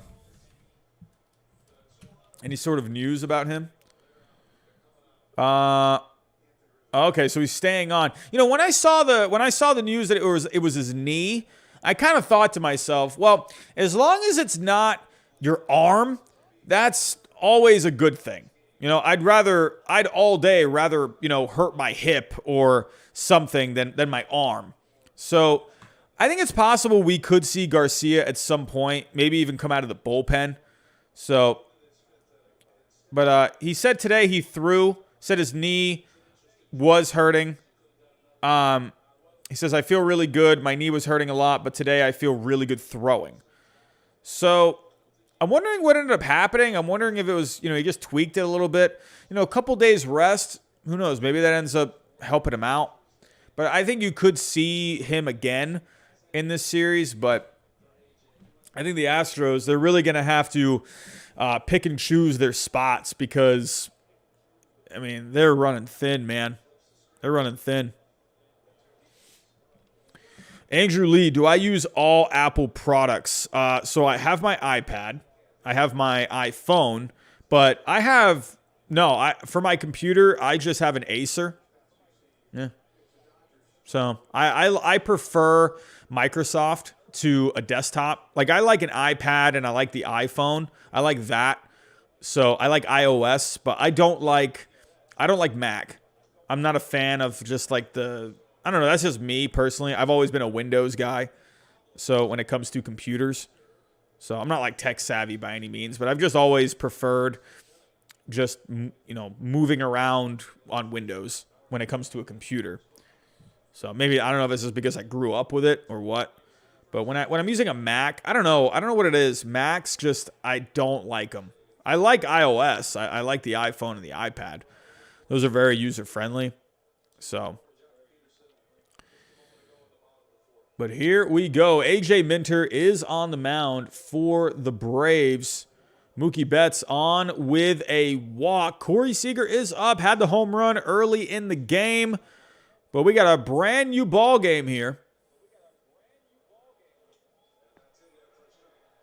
Yeah, Timberwolf, I agree. But I know a lot of people that like Mac OS. So for me personally, I'm just not really a big fan. But yeah, AJ Minter having himself a pretty good postseason. A 3.78 ERA in the postseason. Only a couple of games so far, but he's looked sharp. Here's AJ Minter getting set against Corey Seager. Tries to run a slider in on the hands, gets a ball. Or, sorry, a cutter. Sometimes I can never tell if it's, are they throwing a slider? Are they throwing a cutter? I don't know. They all look they look so similar these days. But AJ Minter, let's actually pull up here. Let's take a look at Fangraphs. What was his FIP looking like? 2.69. So he definitely looked a lot better than what the ERA, or he pitched a lot better than what the ERA looked like. 95 running inside. We got a 2-1 count. Let's pull up AJ Minter on Baseball Savant. Let's see what we're looking at with an AJ Minter. Not too familiar with when it comes to watching him. I've definitely been looking at the numbers consistently with him this year when we were doing the power rankings. But when we're taking a look at Minter, Corey Seager breaks the bat. He pops it up. Austin Riley is there, and he has it. But with an AJ Minter, really good expected numbers all across the board. The walks, he tends to walk guys. He doesn't actually have a good amount of velocity when you compare it to other guys and their velocity in the major leagues, but he's got a good amount of spin. He has given up one of the hard hit balls that he's given up this year ranks near the top. So I wonder who that was, because he's in the bottom 10% on max exit velocity. So someone this year took him deep, but his average exit velocity ranks really well. So someone just absolutely clobbered a pitch against him this year. But here we go. Top of the fifth. Trey Turner is up. We got one out here. Mookie Betts is on.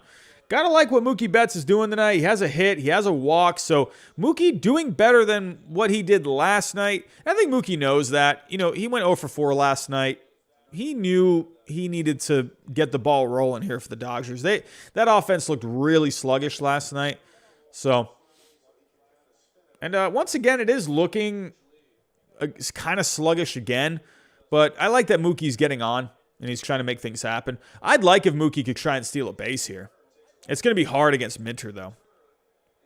Mickey Thomas, what's going on? He says, go Sox. Kira Owens is here. What's going on? Go Braves, she says.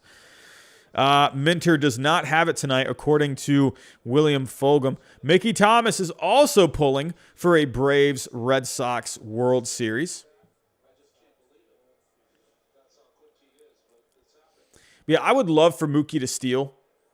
I think if you're Mookie, you're the Dodgers, you want to try and get him to second. I think try and be a little more aggressive. Try and be a little more aggressive if you're the Dodgers. Hits are a little hard to come by. I mean, they had a good amount of hits last night, but hits are tough to come by tonight. I'd like to start seeing a little bit of more aggressiveness. Not the kind of aggressiveness the Dodgers had, Chris Taylor last night getting thrown out. But I think Mookie Betts, that's a guy you can try and get a steal.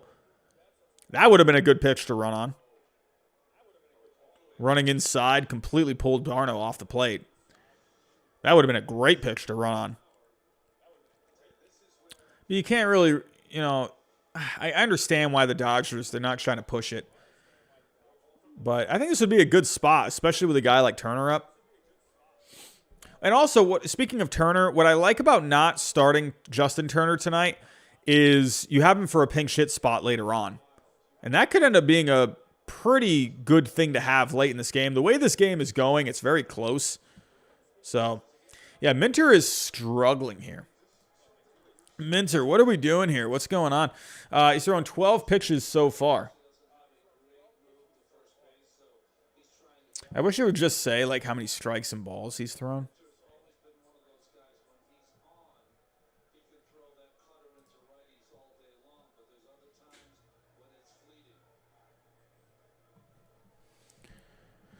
Three-one count. Top of the fifth. One man on for the Dodgers. Trey Turner trying to make something happen. I'm reminding you. I'm a bud. Alexa off.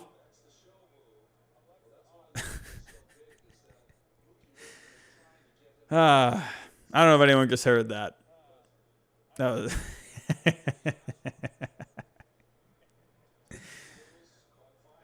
my girlfriend is annoying, and I have an Alexa in my apartment. She's so annoying.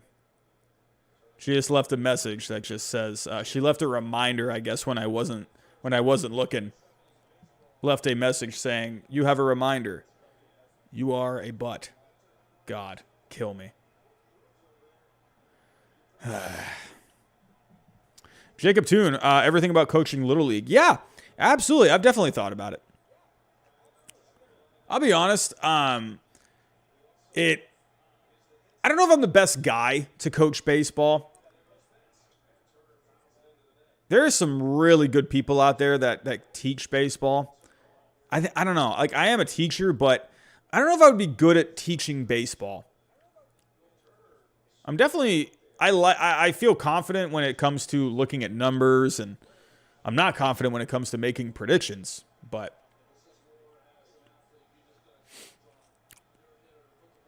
Andrew Lee would be cool to have a Braves Red Sox World Series, since the Braves were a former Boston team. That would have a bit of a classic feel, I agree. I'd be really interested in that. And as a Red Sox fan, I'd feel pretty confident.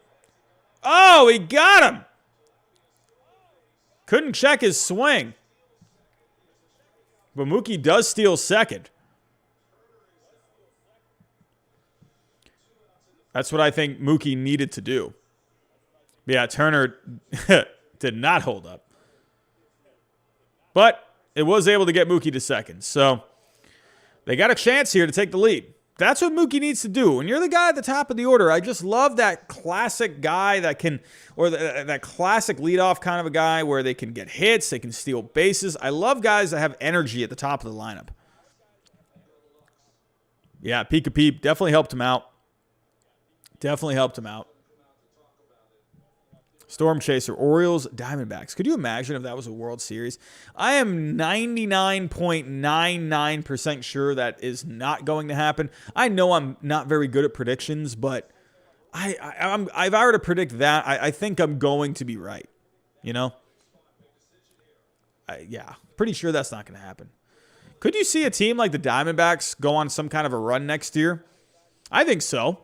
I think they already have a good amount of they got a good amount of players on that team. If they just make a couple of moves in the offseason, I think you could see the Diamondbacks be a competitive team next year. I know they had a bad season, but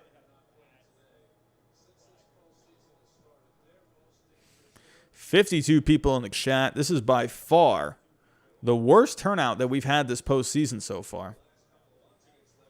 Hopefully tomorrow night is better.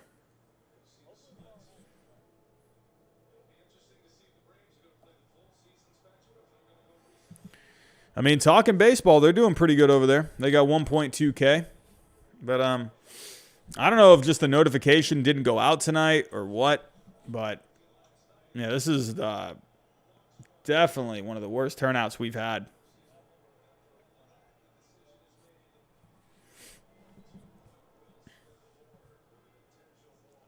Pika Peep, other live chats don't even have actual fans. Yeah.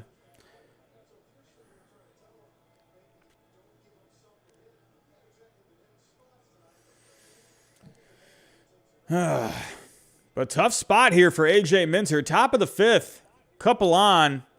He intentionally walked Will Smith, which I actually like that move. Will Smith, he's been having a good bat. And you got the lefty-lefty matchup. Gavin Lux here. Could this come back to haunt him? Maybe. Gavin Lux always feels like a guy that can come through. Good cutter on the inside part of the plate. Strike one. Yeah, Jacob Toon. I'm wondering if that's the case. Yeah, Christopher Simons. I'm wondering if that is what the problem is for tonight. It has not been this low amount of people in the chat for the entire postseason. I think the lowest that we've had is like 150, 200. So Showtime 1240. Don't let the attendance get you down. Good brother. We're all glad to be here. Hey, appreciate that. I mean, I'm not. It doesn't get me down, but I would just love to have just more people to just talk, give their thoughts, give their opinions. I just like talking baseball with people. Robert Manfred, for the views. I mean, I'll be honest. It's always nice to get the stream out there to more people because, I mean, hey, more views, more chances you're going to get more people to subscribe to the channel. So I'm not going to lie about that one. But at the same time, I just like having conversation with people. So Mickey Thompson didn't get notified either. Sometimes it helps to hit the notification bell. Yeah, everyone, that's a good reminder. So yeah, I would say, more towards the end of the game, we'll probably start seeing a boost. Jacob Toon. I don't know. Maybe the Giraffe Neck Army is here. Andrew Lee, I'm going to be honest. I don't think I would be good at vlogging. Oh. Ooh. Oh, into the moneymakers. I'm not even going to laugh. That I can feel the pain over here. Oh. Brutal. Not even the cup could save him there. Showtime 1240. I mean, if I'm gonna say, I picked the Giants to beat the Dodgers in that series, and it was it came down to the last pitch.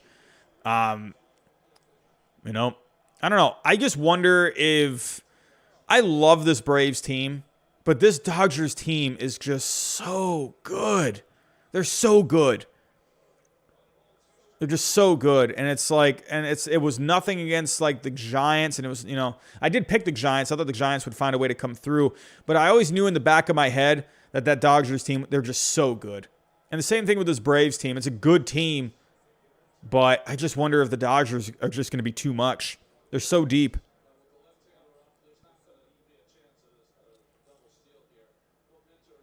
Christopher Simons, random question of the night. When does Leiter make his first appearance in the bigs? Oof. I wonder. I think they're gonna take their time. They're not gonna move him along too slow.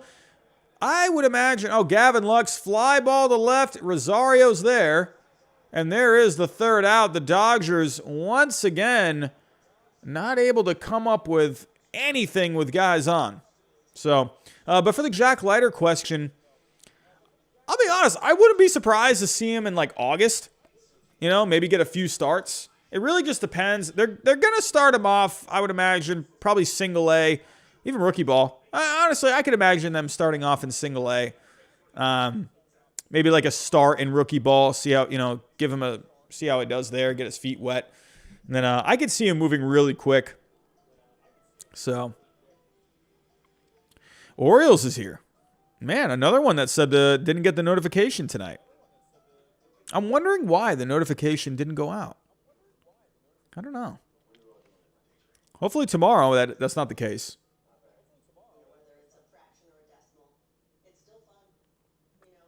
Playboy Brian, favorite football team, the Patriots. I have not been paying too much attention to football. I've been paying attention to my fantasy team. So... And as of right now, I think I was winning. Yep, I am winning big over here. I had Matt Stafford had a good game. Aaron Jones had a good game. DeAndre Swift had a good game for me today. Henry Ruggs III had a good game for me today.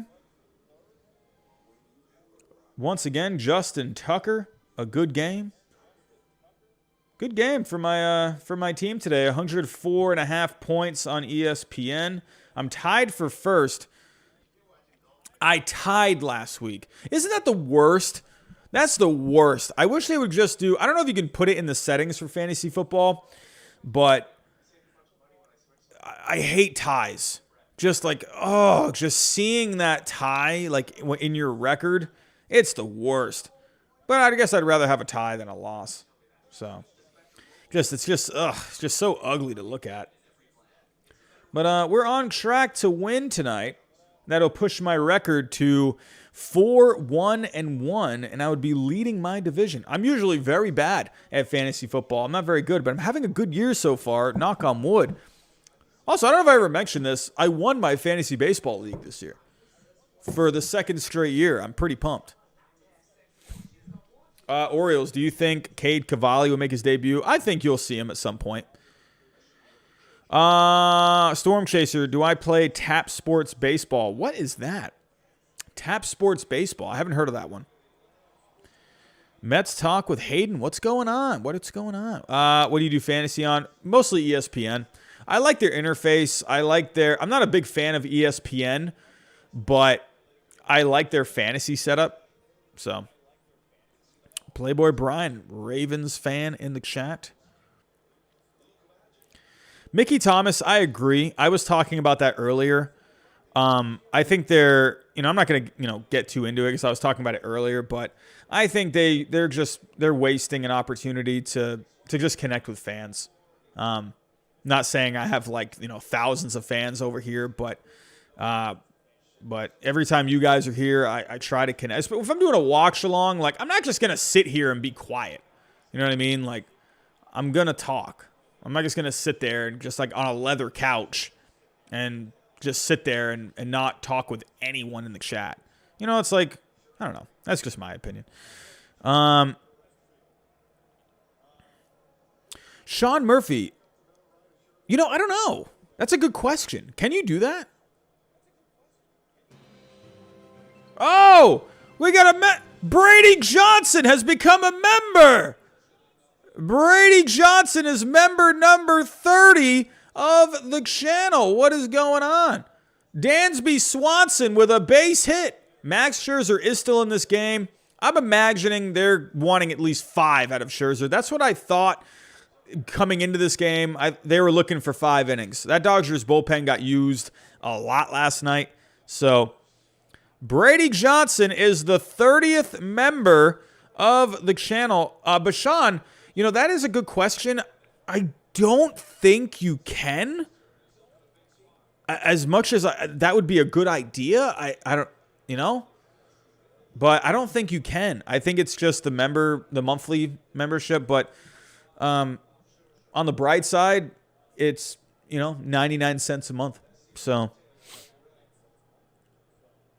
yeah, Sean, I don't know. I don't think you can. So. But again, just 99 cents a month. So that's the lowest option I could do. This is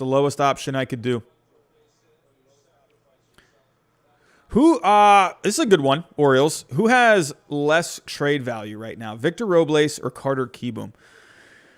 That is interesting. I would have to say Victor Robles, right? I would have to say Victor Robles because if you look at the year that he had, really quick. Let me just see what Scherzer does here. 0-2 count.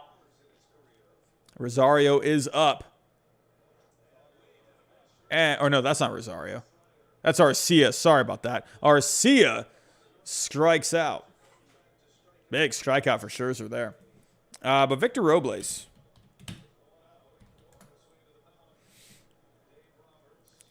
I would have to say Victor Robles.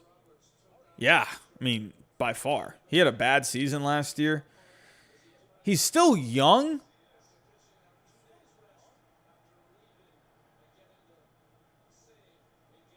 Oh, but Max Scherzer coming off the mound. What's up with the lights? Oh, it's pretty cool that they do this here.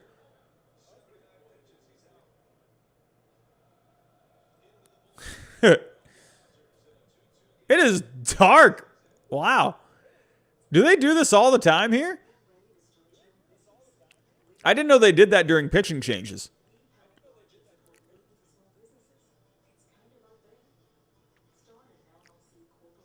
Yeah, Sean. Yeah. You can cancel it anytime.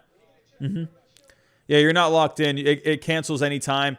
And I think it'll refund you for, like, let's say you signed up. Or I don't know if I don't know. I think it refunds you if you cancel it.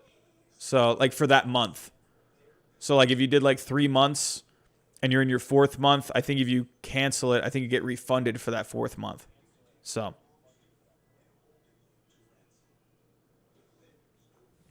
But yeah, the membership, I've said it a few times. I set up the Discord. I'm going to be setting up the subreddit sometime this week. And yeah, it'll be Q&As for future live shows. Showtime. They do it for the visiting pitching changes. They tell them goodbye. I like that. It gets dark. I kind of like it how the people in the stands, they put their flashlights on their phone. Kind of an eerie, kind of a creepy feeling. Didn't Keyboom have a pretty... I thought Keyboom was coming alive at one point. What were his final numbers? Oh, really? I thought Keyboom was looking pretty good at one point. He was doing good at one point. Wow. Huh. I remember he came up and he was looking all right. I guess he just fell off the face of the planet at one point. Wow, okay, well, never mind. I mean, I don't know. Maybe Keyboom has lower trade value, actually. I thought Keyboom had a better year.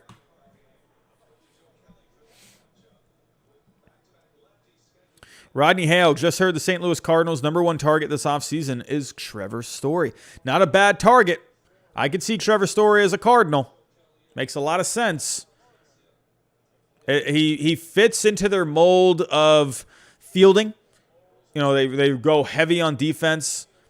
I'm telling you right now, I really think the Cardinals, if they go get someone like a Trevor Story, they should go get Eduardo Rodriguez. I think he would be a perfect fit.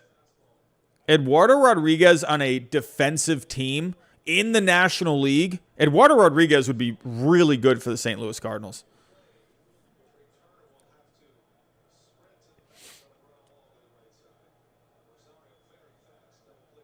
But here we go. Alex Vesia on for the second straight night. He pitched last night. Let's go back to that game. But Vesia came on last night, gave up 1 hit, but he struck out 2. So this is a good matchup here for Vesia. Lefty-lefty. And it's also good because the lefties generally tend to have a better time keeping runners on. Also, can I say this about Alex Vesia? The guy has an incredible mustache. I mean, look at the mustache. It's fantastic.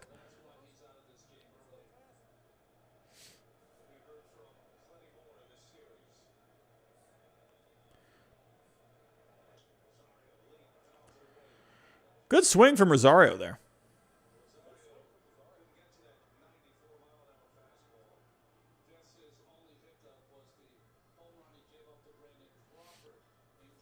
Yeah, Tim Bogart, Orioles. I agree. Tim Bogart has been kind of around for a little bit. I wouldn't be surprised to see him get a job. Yeah, Orioles. Vesia he looks like Mario. Oh, we got a member. Sean Murphy has become a member. The 31st member of the channel. Thank you very much, Sean Murphy. Thank you.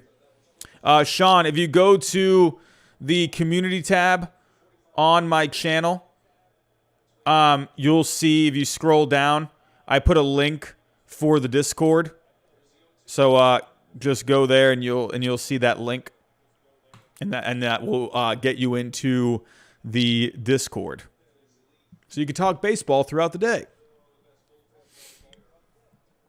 Brady Johnson, I really hope we can keep getting Sale some starts. I think it'll be pretty good next start. Yeah, he looked better against the Astros. He said he figured something out in a bullpen session not too long ago. He did look better against the Astros. Again, it was, it's an Astros lineup that's going to be hard to just pitch to. Oh, Rosario sends it up the middle. And this move, as of right now, looks like it could be backfiring on the Dodgers. The lefty-lefty matchup did not help out the Dodgers here. Alex Vesia and the mustache do not come through.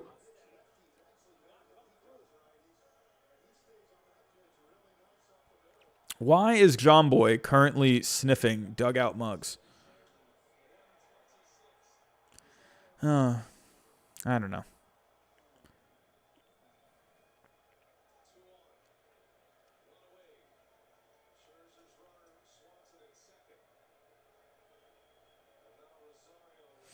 Here's Freddie Freeman.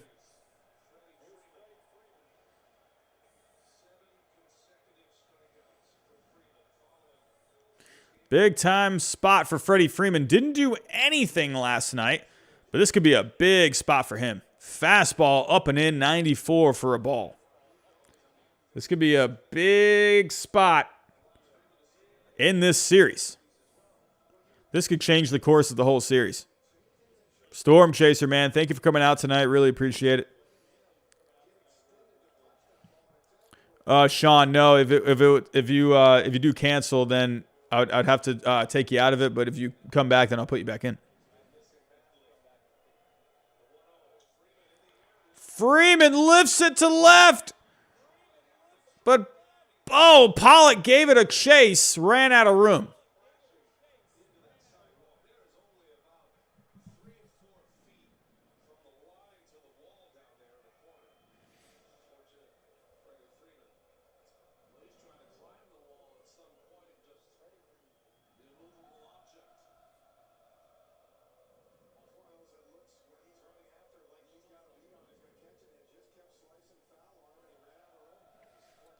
These people are chanting in the stands. They're wanting something here from Freeman. Orioles, that is a great question. That is a great question. We'll take a look at that here in a second. Freddie Freeman, another high fastball from Vesia. Not looking too sharp here. Here's Joe Kelly. Like I said, look at Joe Kelly's mustache. Oh my goodness.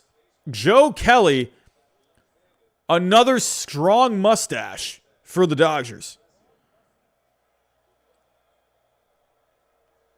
If this mustache on Vesia doesn't come through, maybe Joe Kelly can. Danny Robinson, he is saying Dodgers in 7. Well, they got to get through this game here first. But here we go, 2-1 count, bottom of the 5th, 2 on. Freddie Freeman is up. God, that mustache is amazing.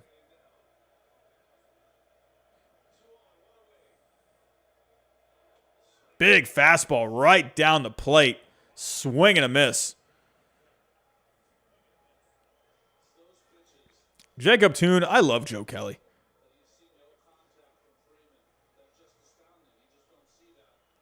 Love me some Joe Kelly, man. Joe Kelly Fight Club will live forever.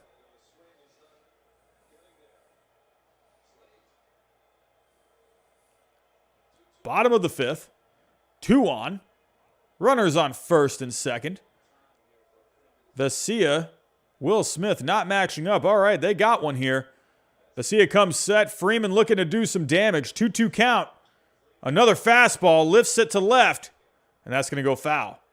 He's going very fastball heavy right now. Let's take a look at Vesia. 7 fastballs so far, 3 sliders. He is bringing a lot of fastballs to Freeman.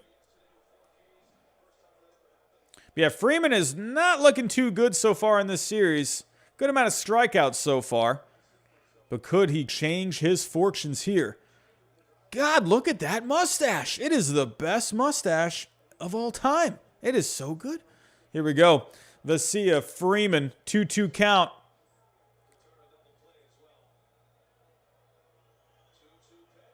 Oh, another big strikeout. Freddie Freeman takes a seat, and the woes continue for Freddie Freeman.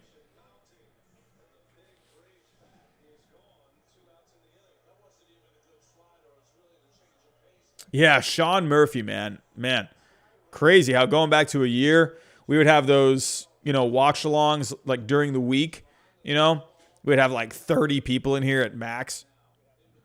Brady Johnson, Kike Hernandez has more home runs than strikeouts. How crazy is that? But Freddie Freeman will be a big-time free agent. I mean, you got to imagine Freeman and the Braves, they're hoping to come to terms on some kind of a contract. But let's take a look here. Freddie Freeman, if he were to test the waters, who are some teams that could use some production at first base? Well, if we take a look at just first base production in general, I mean, if you look at some of the teams at the bottom, teams like Cleveland, no. Royals, no. Pittsburgh, no. Brewers, no. Diamondbacks could be interesting. I could see the Diamondbacks being an interesting team. Maybe replace a Christian Walker over there. I think Freeman, Arizona could be a pretty interesting fit. There's always the possibility of the Yankees as well. So, the Padres, what do they end up doing with Eric Hosmer? But here we go. Ozzie Albies is up. Lefty-righty matchup. Ozzie Albies with a high leg kick there. He's having a pretty good postseason so far. Nothing special by any means, but been pretty solid for the most part. He's had a couple of big hits, especially going back to the Brewers series. Just missed a home run in that Brewers series, but overall hitting .261 in the postseason. But it's a 1-0 count to Ozzie Albies.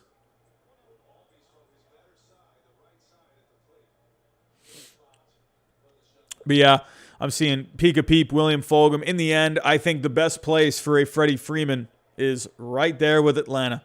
You got to have more of these guys stay long-term with these teams. Ooh, big swing and a miss from Ozzie Albies.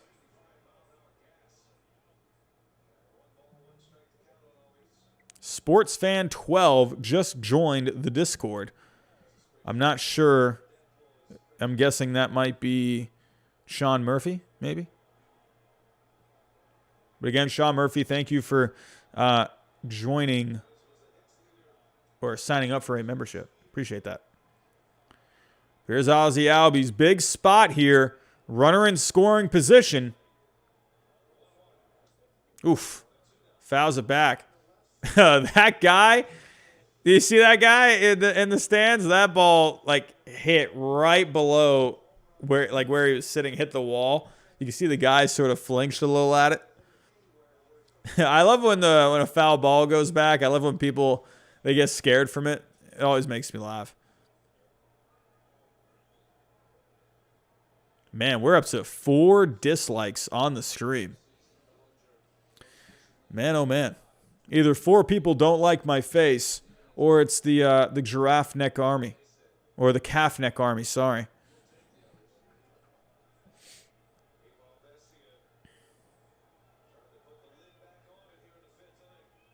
But Alex Vesia, Ozzie Albies, 1-2 count, bottom of the 5th, 2 on, 2-2 game. Oof. Fastball just missing on the outside corner. Oh, my God. Jason Jepson. Could you imagine? Oh, that'd be quite interesting. That I don't know why I've been seeing so much of this. What is this new TV show or this TV series, or is it even TV? This Netflix series. What is it called again? I don't remember. What is this called? What is it called? Albies fouls it off. What is that new series that's on Netflix that everyone is talking about? Oh, yeah, Squid Games. That, like, take the netting out, that sounds like a Squid Games kind of a thing. Oh, God. I didn't even know what the heck it was, and I just went and watched a clip, and I just saw, like, all of these people that were doing that red light, green light game, and I was, like, watching it, and then I just saw what was going on. I'm like, oh, my God, this is horrific. I just turned it off. They keep zooming in on Alex Vesia and that mustache, and my goodness. Honestly, Vesia could give up a 3-run jack here, but that man is still looking beautiful. Oh, big swing and a miss from Albies. And the Braves don't come through. Vesia and the mustache are pumped.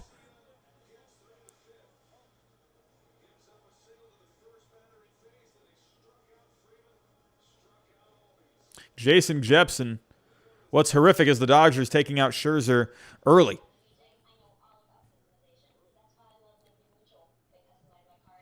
Orioles, you should email Auction of Champions and ask for one of those sports memorabilia boxes that Mark and Fuzzy got. I would love to do something like that. I would love to do when you say a box, like what is that again? Like is it a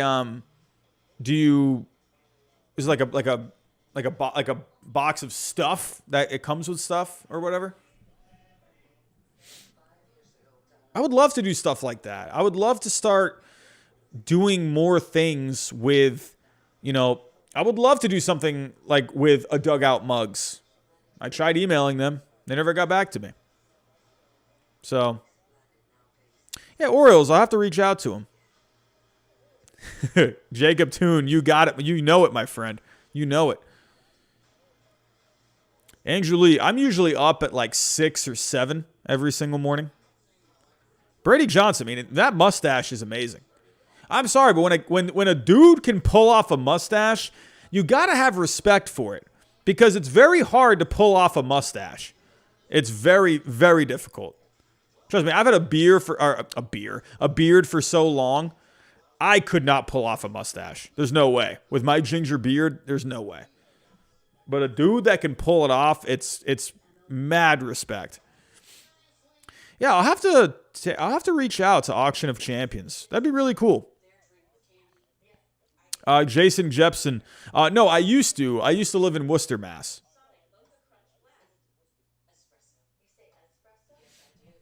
That'd be really cool. I'll have to look at Auction of Champions.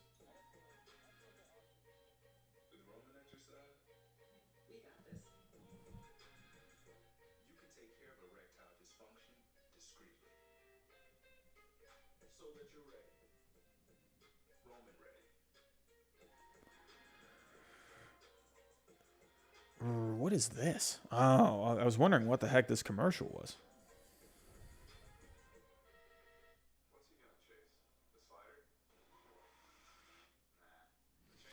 All right, so what is this? Auction of Champions.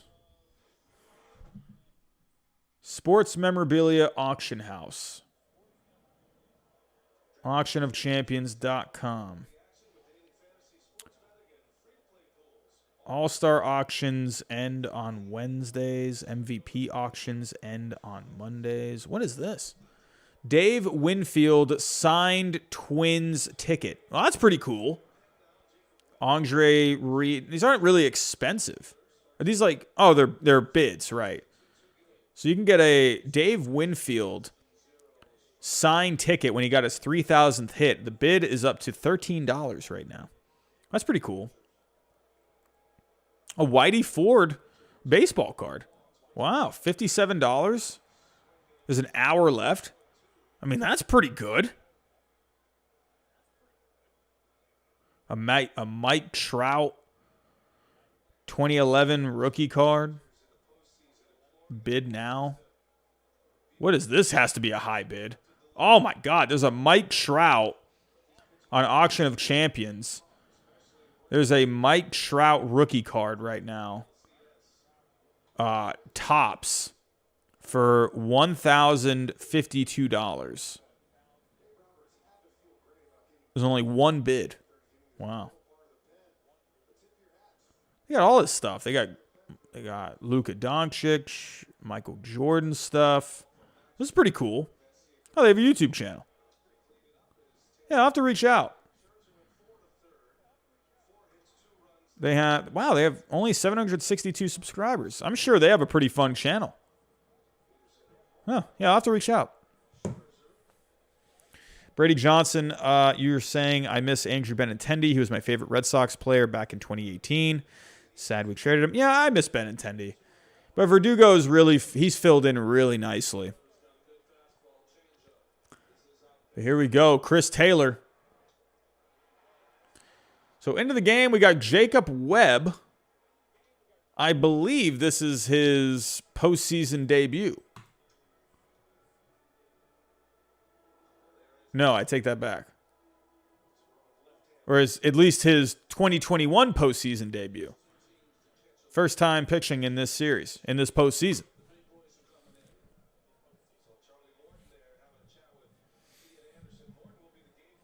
But we got a tight one here in Atlanta.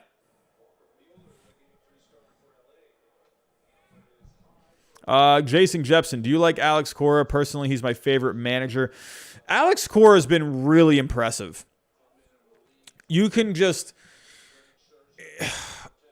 So, like, how do I even say this without... I don't know. I feel like a lot of Dodgers fans would agree with me. I feel like a lot of Dodgers fans feel like, Dave Roberts doesn't impact the game very much.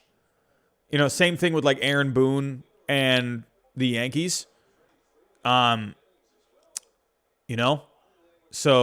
I feel like Yankee fans, Dodger fans would both say that they don't impact the game very much. You can feel Alex Cora's impact on a game.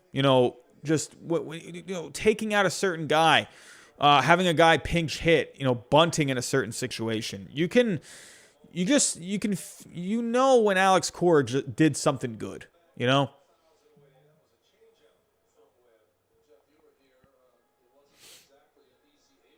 But that's what I feel like teams would do, or I wish they would do more. Stop being so analytical. Have a feel for the game. Have a good feel for the game. Be analytical. Look at the numbers. Don't just, not just batting average and stuff like that. The advanced numbers. But just have a feel for the game. I feel like Alex Cora is one of those guys where, no disrespect to Dave Roberts, no disrespect to Aaron Boone, but I feel like Alex Cora was one of those guys where he was a backup infielder. He was a defensive-minded player, but Alex Cora was also a guy that just played the game really hard. He worked hard. I'm not saying Boone or Dave Roberts didn't either, but Dave Roberts wasn't really a guy that was how do I even say it? He was a good backup outfielder, but Alex Cora was one of the best backup infielders. Like, you loved having Alex Cora on your team when he was a player. He provided great defense. He had a good baseball IQ.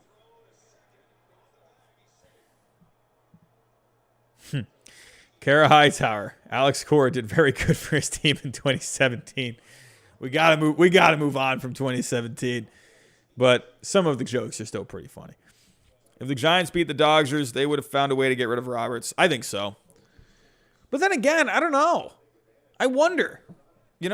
Because the Yankees, it's looking like Boone is going to come back. Right? And, Boone, you could say Boone and Roberts are very similar, right? Because they're both basically puppets for their organization. The Yankees, they love Aaron Boone. Jacob Webb battling here against Bellinger as a runner on second. Chris Taylor walked and he stole second. And Bellinger is up. Came up in a big spot for the Giants, or against the Giants. Won the series, basically.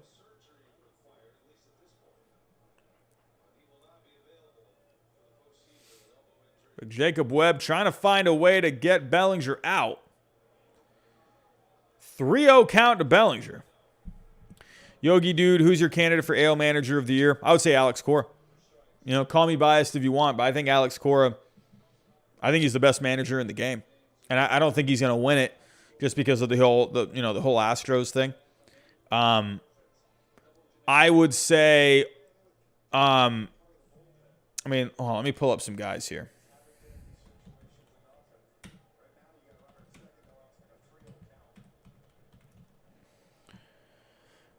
You know what? I take it back. I wouldn't go Alex Cora. I think he should get votes. Oh, fly ball center field. Chris Taylor tags from second. He moves into third. Personally, I feel like Scott Cervais probably. I think he should get it. I think Cora should get a good amount of votes, but I think Cervais, I think he should get it. The Mariners were so good. They just completely exceeded expectations this year. They were right there in it on the final weekend. It's a young team. Yeah, I think he should get it. Absolutely. I would say Cora comes in second. Cora had more talent to work with. I love Alex Cora. I just really love what he does. But when you really look at it, Scott Cervais should win it, I think, because he had less to work with in Seattle. It's a young team, 90 wins. You know, I think he is the guy that should get it. I think Alex Cora would say he should get it too. So that's my pick for the American League Manager of the Year is Scott Cervais. For the National League, I'll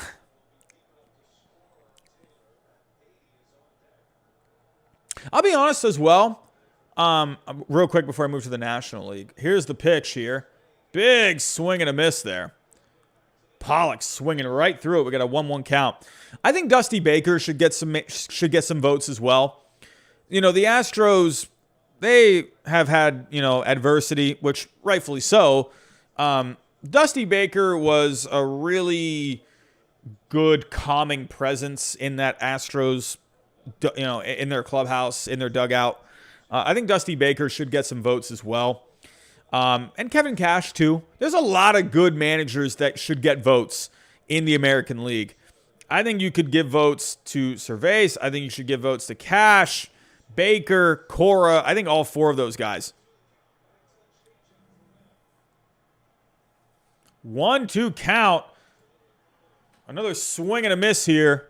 Hold on, let's get back. We'll get back to the managers here in a second. Braves fans on their feet.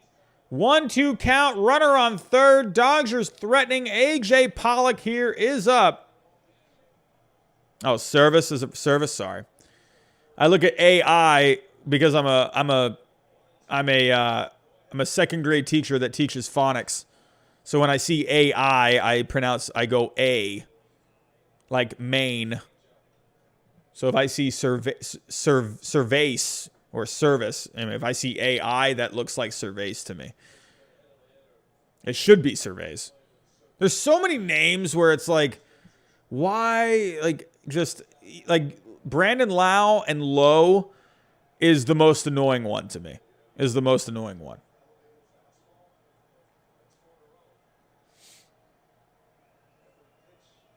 But here we go. Jacob Webb. 1-2 count. Swing and a miss. Big changeup. That's a nice changeup from Jacob Webb. Bottom just completely dropped out. But Matt Beatty is coming up. See, like Matt Beatty, right? It should be Matt Beatty. It's E-A. That's a long E. Matt Beatty. But it's Beatty. So, reading's annoying. But for, also, I'm going to say this too. I think AJ Hinch should maybe get a vote. I think that Tigers team, they were pretty good this year. I think he should get a vote. In the National League, Gabe Kapler deserves votes. But then again, hey, hey, Giants fans, don't hate me here. don't hate me here. I think Gapler should get votes. Absolutely should get votes. But don't forget, the Giants are very analytically driven. They're basically the same thing as what the Dodgers are. They run very heavy on analytics. So Gabe Kapler, it was a good fit. It really worked out. But what you got to remember with Gabe Kapler, he was not good with the Phillies. He is in a better situation here. It really worked out. He was not good with the Phillies, and he had good talent on that Phillies team. The Giants are very analytically driven. So it's very similar to how Aaron Boone and Dave Roberts are with their teams. So just pointing that out. Kapler, though, should get a lot of votes. He really really brought these guys together. I think he deserves votes. Absolutely.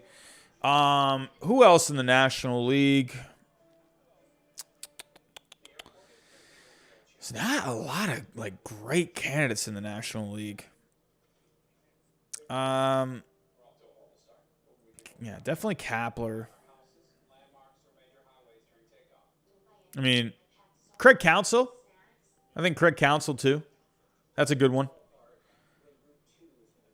I wouldn't be opposed to Craig Counsell. I think he was my prediction for Manager of the Year. So, they had a good year.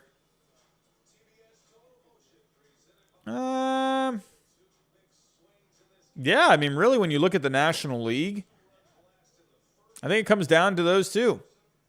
I mean, you could say Dave Roberts too. But again, Dave Roberts, Gabe Kapler. I mean, if you're going to say Gabe Kapler, I'm just going to point this out. The Giants had good players. Let's point that out. But, the Dodgers have really good players. That's why Gabe Kapler definitely deserves votes. Just because that Giants team, they weren't even projected to do anything this year. So, I think in the end, Gabe Kapler gets it. So, but I do just want people to be aware that they run their teams very similar to how the Yankees and the Dodgers do. The front office very involved. So, but I think Gabe Kapler should win it. Yeah, Robert, and absolutely. That's why I think Kapler should win, just because, again, it is a front office manager collaboration. It's definitely a team effort there. But in the end, when you're setting a franchise record for wins, especially in a year where you weren't projected to even make the playoffs, according to Pacoda and Fangraphs, in the end, I think Kapler should win it. With the Phillies, he did not do a good job with the Phillies, but he found a good home in San Francisco. It really worked out. I think, though, with Gabe Kapler, I think it should be, yes, that would be Manager of the Year, but I think that the front office and all those guys there, I think Kapler would say it himself, too. I think he would say this was a team effort. It was, guys in the front office and of course, the players, too. So, Andrew Lee, I think Craig Counsell definitely deserves votes. So, and then also Pika Peep too. I mean, yeah. Brian Snickers, sorry, I forgot to mention that one too. Look at where the Braves were. Here we go. 2-2 count, 2-2 score, 0-2 count. Top of the sixth. Albert Pujols is up. I'm distracted by Manager of the Year talk here. And Albert Pujols is in a big spot. Can the machine come through? Yeah, Hayden, I think Kapler had a really good team in Philly. But I think that shows, the Phillies organization, it just wasn't really good. Pujols fouls it back. Everyone is shopping on in Atlanta right now. Oh, man, 2005 National League Championship Series. Astros fans, cover your eyes. Oh, Pujols. Oh, my God. I still remember watching that live. Oh, I wish that gate or whatever it wasn't there. I wanted to see how far that ball would go. He clobbered that ball. Here's Pujols, 1-2 count. He strikes him out. What a big strikeout there for Tyler Matzek. Bravos is here. Matzek. He's been phenomenal this postseason. He's had a great season as well. But yeah, peek-a-peep, honestly, I think honestly Brian Snitker deserves a lot of credit. I think he deserves a lot of votes. I think it's going to come down to him and Gabe Kapler. Now that I completely forgot about Brian Snitker. And it's how do I even forget about him when I'm literally watching the Braves right here. But yeah, I think Brian Snitker deserves definitely a good amount of votes for Manager of the Year. Look at where that Braves team was. They weren't even in it. They were like, 5 games out, 6 games out at one point in the East. I mean, thank God the front office made some moves, but the Braves were dead in the water at one point. I definitely think Brian Snitker deserves votes. I wouldn't be surprised if he wins it.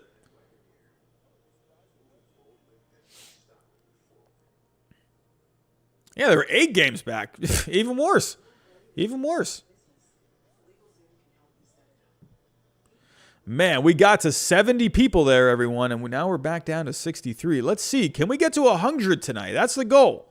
The original goal was 200, but looks like a lot of these YouTube notifications, they're not going out tonight. So, everyone, if you can, hit that like button for me.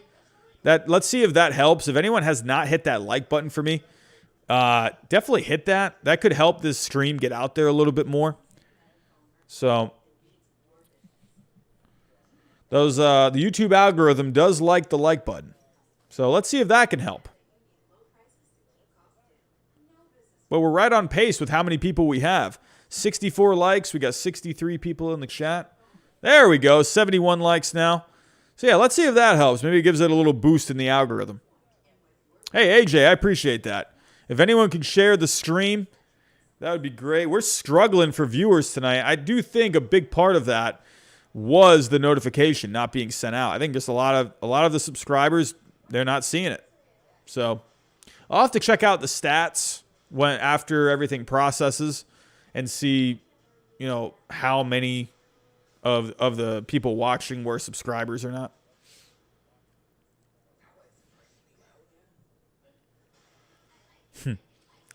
Yeah, I think in the end, I wonder, now that I think about it, I wonder if Snitker ends up winning it just because of where the Braves were, Andrew, I mean, this postseason, we've been having at least 200 people. At least. We've been having anywhere from 200 all the way up to 800.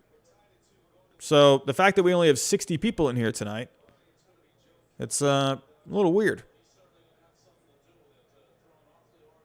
But here we go. Oh, my goodness. Look at Joe Kelly and that mustache. Oh, we got a super chat. Jason Jepson, $2 super chat. Here's 200 cents. Every penny is appreciated, my friend. Thank you so much. If you got any baseball questions or anything, let me know in the comments.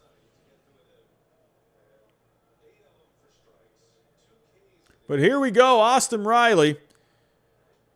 He was the man of the hour last night in Game 1. Good matchup here. Joe Kelly, Austin Riley. Big fastball versus a lot of power. I really like this matchup.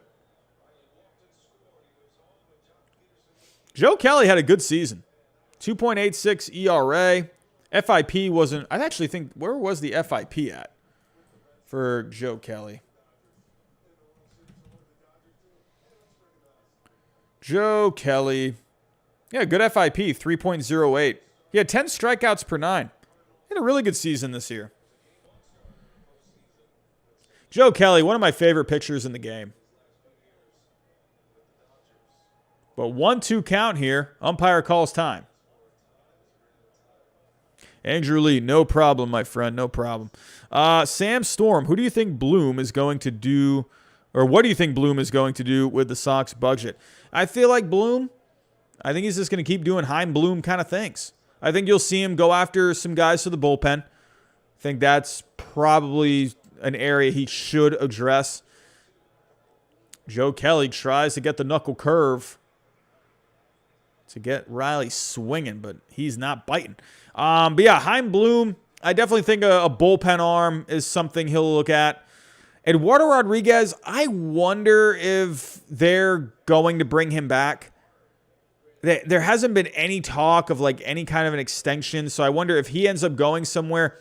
I honestly think Eduardo Rodriguez, he's had good moments with the Red Sox, but he's very up and down with the Red Sox. I'm not saying that because of his ability. I feel like he's not a great fit on the team based off of how he pitches. The Red Sox typically, nasty knuckle curve there. Oof, locked him up. And there's a big strikeout for Joe Kelly. But yeah, I think Eduardo Rodriguez, if you take a look, his ERA, it's usually higher than his FIP. The Red Sox typically don't have a great defense. I don't think he fits well on the Red Sox. I think the Red Sox, they tend to do better with guys that have good stuff. Eduardo Rodriguez has pretty decent stuff, but I feel like his stuff doesn't play very well at Fenway. I feel like he would do really well with a team like the Giants or a team like the Cardinals, teams that have good defenses. So, wondering if Chaim Bloom, he'll go after another starter if Erod goes elsewhere. But here we go. Jock Peterson coming up. Big home run to tie the game earlier in his last at bat. Jason Jepson, Bloom has a lot more money to work with. He does. And the Red Sox, their payroll, it's going to get some room. So guys are coming off of the books. Love me some Dustin Pedroia, but his salary is finally coming off of the books. The Red Sox will have some money to play with. Don't forget, they're going to look into, maybe some extending some guys. Rafael Devers, maybe. There's a change up on outside corner for Joe Kelly. We got a 1-1 corner. What the heck did I just say? 1-1 count. Yeah, Jason Jepson. Yeah, not really a lot of swing and miss kind of stuff for Erod. He's that's what I don't think he's really a guy that fits well with that defense. William Fulgham is hoping for some Jocktober. Peterson pulls it. That's foul. William Fulgham. Could you imagine Freddie Freeman coming to the Red Sox? Oh, my God. I would lose my mind. Yeah, Andrew Lee, I will be doing a free agent predictions. Yeah, I'm definitely... We're still in playoff mode, but I'm starting to wrap my head around some free agent stuff. I've been kind of sitting, anytime I have some free time, which doesn't feel like a lot lately, it's something that I do think about. I think about who are some guys that, some teams could go after. But I definitely will do a one free agent that every team should sign. I'll probably do a predictions stream. I'll do a video as well for predictions. So definitely want to maximize the free agent videos. I feel like I haven't made a video in a while. The last video I made was on the Mariners.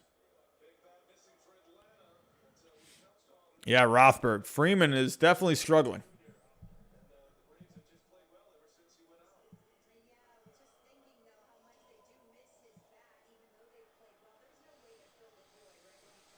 Oh, that Ronald Acuna injury, man. They're just showing it. Could you imagine if Acuna was in this series? Oh, good grief. This team would be just so dangerous. I think Chris Bryant, that's an interesting one. I wonder if the Mariners go after someone like a Chris Bryant. He could be a fit. Definitely could be a fit. They could put him right there at third.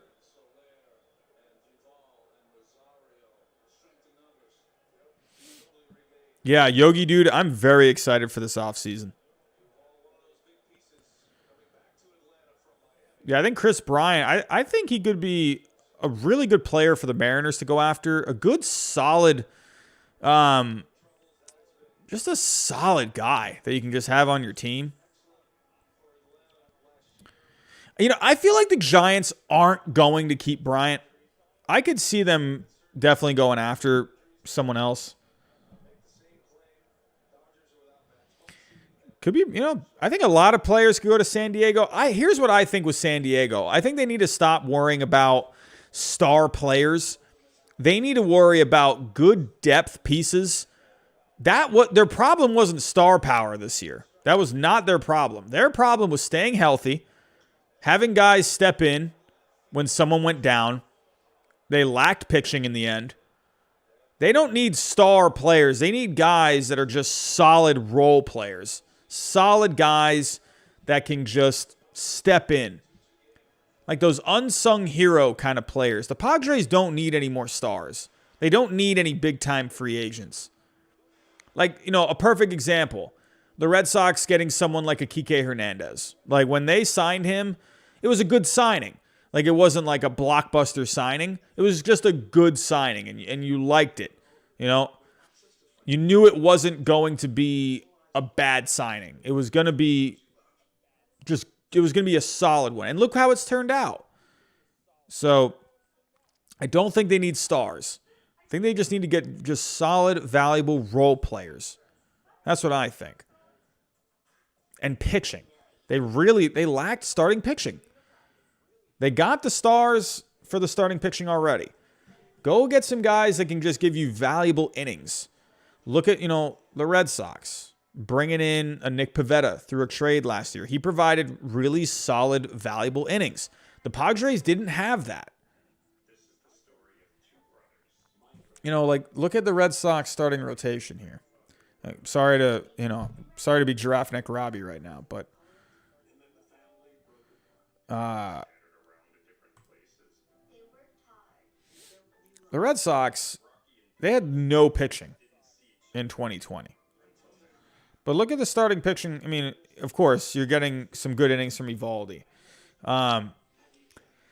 They were able to bring in someone like a Garrett Whitlock.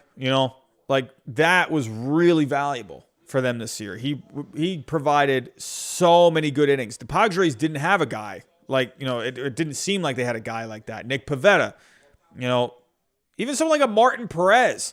Early on in the first half of the Red Sox, he provided good innings.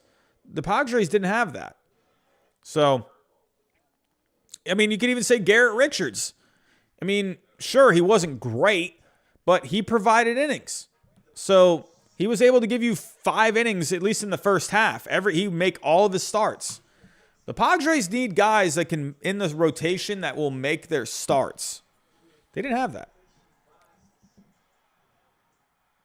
I actually think, Andrew Lee, I agree. I actually think that would be good. I think that would be really good for them to bring back Davies. A guy that can just make his turn every 5 days. I think that'd be really good for the Padres. Yogi Dude, where do you think Kyle Seager is going? Maybe some contender. I would wonder, maybe Kyle Seager goes to the Giants. I think you could see that. I could see Kyle Seager on the Giants. Go play some third over there. He'd be a cheaper option than Chris Bryant. Give you some power. Hey, Sean Murphy, man. Thanks for coming out. If Boston gets past Houston, they definitely... WWS, you wonder... Game 3 tomorrow is going to be huge. It's going to be huge. It's going to be interesting. Oh, yeah, they still got Longoria. Yeah, you're right. I'm thinking, I always forget that Chris Bryant can move around. All right, I take that back. No Kyle Seager to the Giants. I don't know. I'll take a look here in a second. 2-0 count. Mookie Betts is up. When is Longoria free agent? I think that's after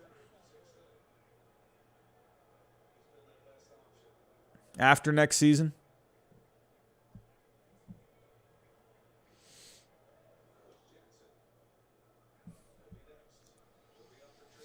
Mookie Betts with a 3-0 count. Madzik still on the mound. Pours in a fastball. But yeah, you know, I wonder. Let me go pull up here. Production at third. I'm a visual guy. I need to just see the numbers.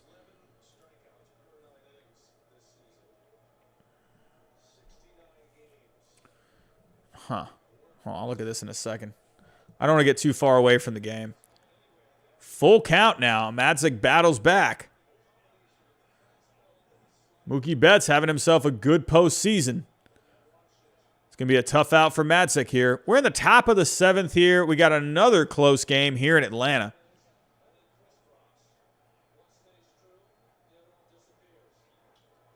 Mookie Betts fouls it back. Yeah, Mickey Thomas, Kyle Seager to the Giants. Yeah, that'd be pretty fun if Corey Seager ended up staying with the Dodgers. That'd be pretty fun. Both Seager brothers on, you know, both teams. Ah, okay. So Longoria 2023. I'll take a look here at some, man, you guys are getting me all fired up on free agent stuff right now. Mookie Betts fouls it back again. Mookie Betts, he's going to be a tough guy to sit down. Going to be a tough guy to sit down. Gotta love what Madzik has done this postseason, though. He's been great. Andrew Lee, no. I don't think so. I think the Padres, they need to just stay away. I don't think they should be going after names. Stop spending all this money. I don't think the Padres are going to go after any big names. I think they're going to go for just, swing and a miss. No, it looked like he got a piece of it. Fouls it.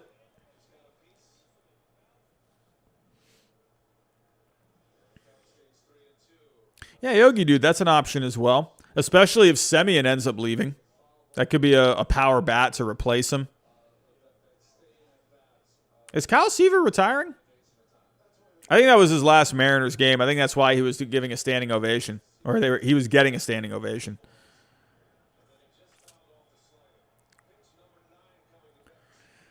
Pitch number 9. Here we go. Fouls it back.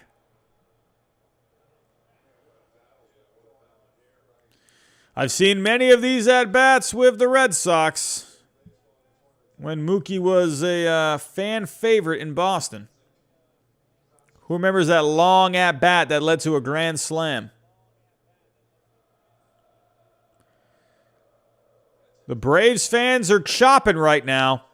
A lot of chopping going on in Atlanta.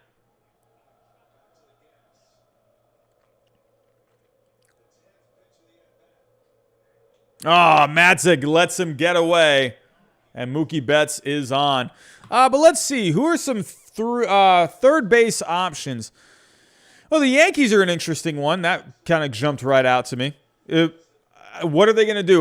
What are they going to do? You know, shortstop. I feel like Kyle Seager sounds like a guy the Yankees would bring in. You know, power bat kind of a guy. Texas maybe. I wonder if Texas could be an option for Kyle Seager, staying out west. Not really too much from Culberson this year. Maybe. But here we go. Corey Seager is up.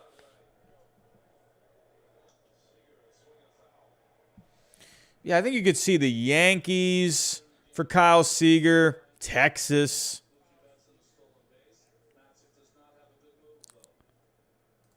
Probably not Cincinnati, right?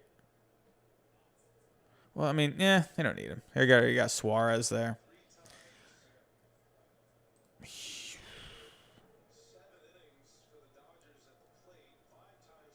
No. Not the Astros.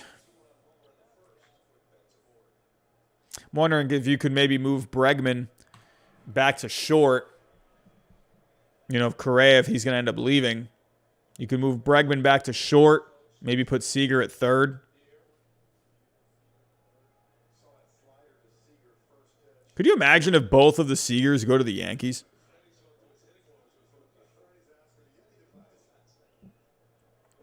Honestly, when I think about that, the Astros, I think Kyle Seager to the Astros, if Correa leaves, that could be a pretty decent option. Move Bregman back to short. Bregman was originally a shortstop.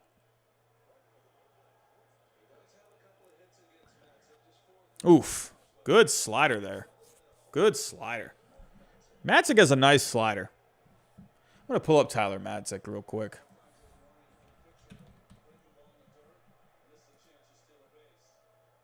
0-2 count. Swing and a miss.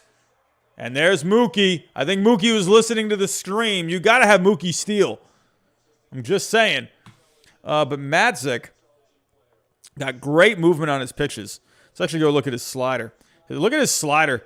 Dark red for him. 8.2 inches of vertical movement more than the average slider this year. Matzik has one of the better sliders in the game.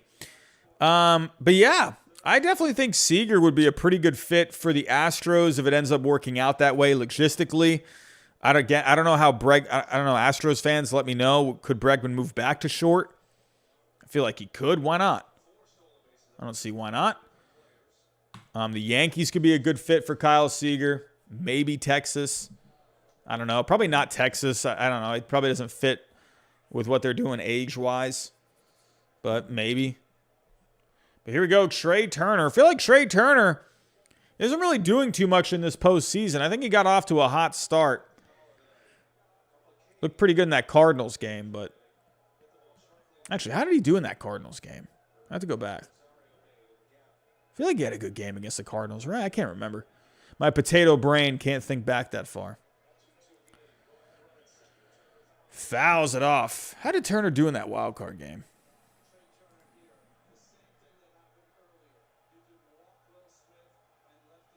Yeah, he went 2 for 4. Didn't drive in any runs, but let's say I thought he looked pretty good in that game. Here we go. Trey Turner, though, big spot here. 0-2 count. Runner in scoring position after the Mookie Betts steal.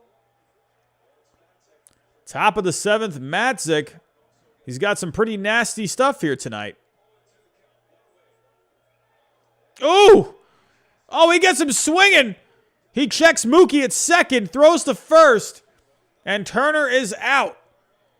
Big strikeout there, and then just a great play overall. Darno keeping an eye on Mookie, not letting him get over to third. Did Trey Turner go? Yep, Trey Turner. Bat definitely went through the zone. Logan M., where is Castellanos going? Oof. I wonder if Castellanos, has he opted out? That was a rumor, right? I think it was a rumor that it was looking like he was going to be opting out.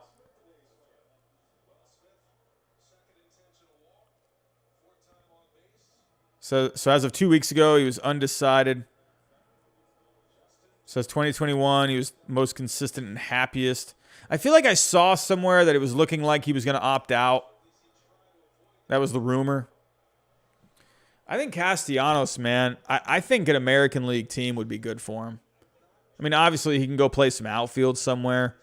He's one of those guys he can go somewhere, but man, if he can just focus on hitting, that'd be huge. Kara Hightower. Correa is great, but I'm not really a fan of those long-term trades. Breggy could do well at short. Yuli and Brantley are two of the most underrated players. I agree. They were great. Yuli Gurriel, Michael Brantley, they had good years, but no one was really talking about them. But here we go. Justin Turner is coming in to pinch hit.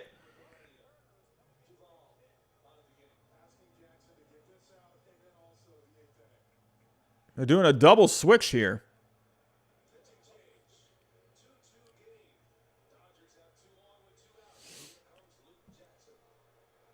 Luke Jackson coming in for the Braves.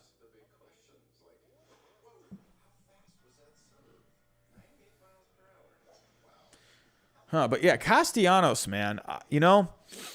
I wonder. Who are some teams that could just use some offense? Some of the worst offensive teams. Let's look at the American League. I mean, I don't know. Castellanos on the Mariners would be fun. Just have him be the DH. I think that could be really fun. They could use a bat. That'd be a perfect fit. A consistent bat like that, just have him be the DH. I'd be all over it. I mean, Seattle only ranked 21st in defense this year. They could use a consistent bat like a Nick Castellanos. That'd be perfect. I don't know. Am I missing something there? I think that could be a pretty good fit. I mean, maybe go back to the Tigers, you know? Try and accelerate that rebuild over there. Go back over there. Probably not Philly. Not Cleveland. Probably not the Mets. Angels. I wouldn't be surprised if the Angels went out and got a bat and no pitching. I mean, Oakland would be fun. I think that would be a really fun fit, but would they do it? Probably not. I don't know. My vote's the Mariners. Get Nick Castellanos in a Mariners uniform. I think the Royals could be kind of fun. I think that'd be really fun. Nick Castellanos on the Royals. Yeah, those are. I don't know. My pick is Seattle. My pick's Seattle.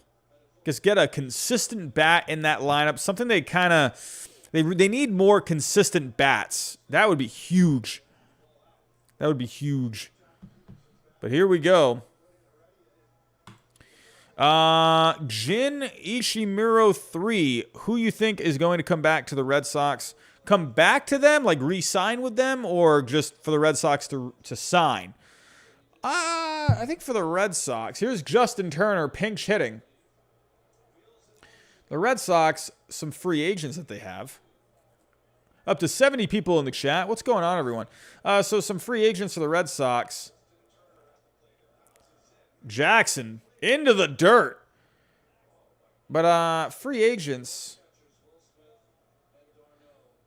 You know, I think they bring back Schwarber. I think there's a mutual option there. I think Schwarber comes back. I wonder if they bring back Richards. I think if they bring back Richards, I feel like he's going to be a bullpen guy, and they'll go after some more starting pitching. Vasquez is going to be really interesting. I feel like they bring back Vasquez. You know, don't forget, Chaim Bloom, there was rumors last trade deadline that Christian Vasquez was he was being shopped around. I wonder if they end up, you know, maybe letting him go elsewhere. I don't think so, because there's not really another option for the Red Sox right now, but Martin Perez, I don't think they bring back. If they do, it'll be for even cheaper. So, I mean, Brandon Bell could be a good option too. I feel like they'll probably look to Schwarber first. I mean, it depends on, you know, what's Schwarber going to want to do. Oh, Turner gets hit. And the bases are loaded. Oh, man. The Braves, they tried to counter the Justin Turner pinch hit appearance by taking out Madzek, and this has come back to bite him.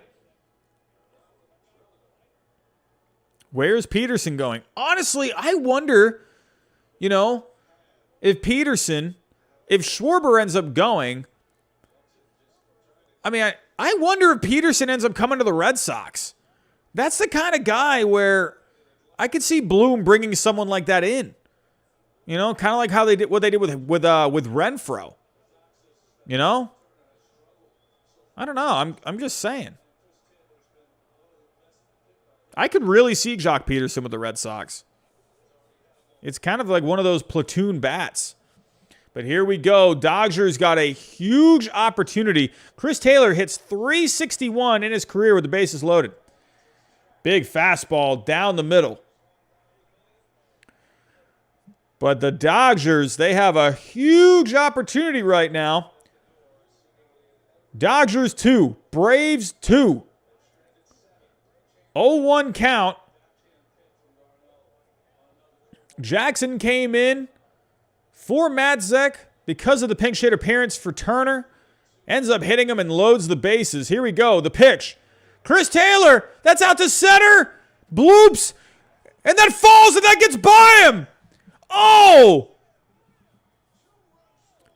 And the Dodgers score 2. And Chris Taylor ends up getting a double. And the Dodgers have scored 2. Oh, my. Heredia just came in, and a pretty bad play right there. I wonder if the runner would end up scoring anyway, because it was kind of a bloop shot. So I wonder if they end up, probably not, because it was kind of close for him to maybe catch it. So I'd imagine the Dodgers probably only score 1 on that. But that's a bad error out there. Will that be counted as an error? Did it even touch him? But wow. A big break there. I mean, it was 2 outs, so runners were going. So, yeah, no, they would have probably scored 2 anyway. So, I was about to say, forgot there were 2 outs. So, yeah, no, they would have scored 2 anyway.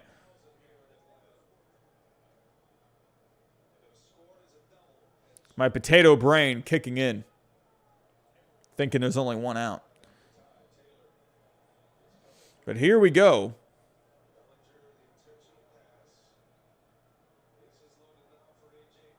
Pollock is up. 4-2 Dodgers now. Brady Johnson, Chris Taylor has been so clutch. He has been. He's come up with some big hits. Obviously the walk-off against the Cardinals in the wild card game. I mean, they got to stop focusing on this right now with Heredia. The runners would have scored anyway. But could he have come in? Could he have tried to make a dive? I don't know, shoulda, woulda, coulda, but the Braves, they tried to make the counter, bringing in Jackson, ends up hitting Turner to load the bases, and then a bloop shot ends up getting by Heredia. But 2 outs, those runners were coming home anyway.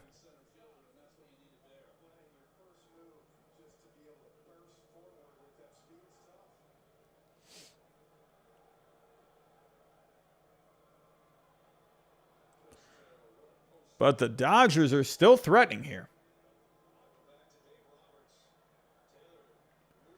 Cody Bellinger, don't forget, he was just walked. Don't know if I mentioned that. Big swing and a miss. 1-2 count.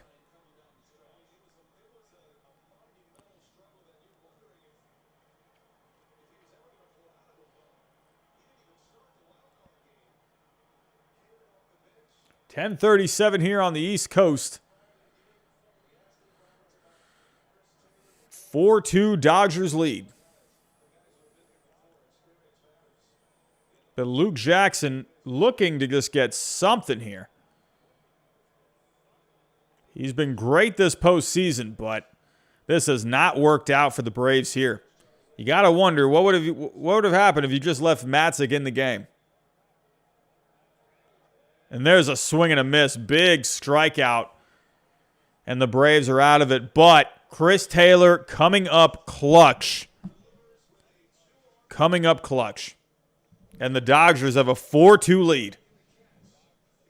Orioles, what are your top non-tender candidates? Joe Ross, Rhys Hoskins, Jordan Hicks, Mauricio Dubon, Gio Urshela, Yandy Diaz, Anthony Santander, Mitch Garver, David Dahl. I'd have to look at all the non-tender candidates. On that list that you provided me, I wonder. Phillies probably bring back Hoskins, maybe Joe Ross. Gio Urshela is an interesting one. They'll probably bring him back. That is an interesting one, though. I'd imagine they bring him back.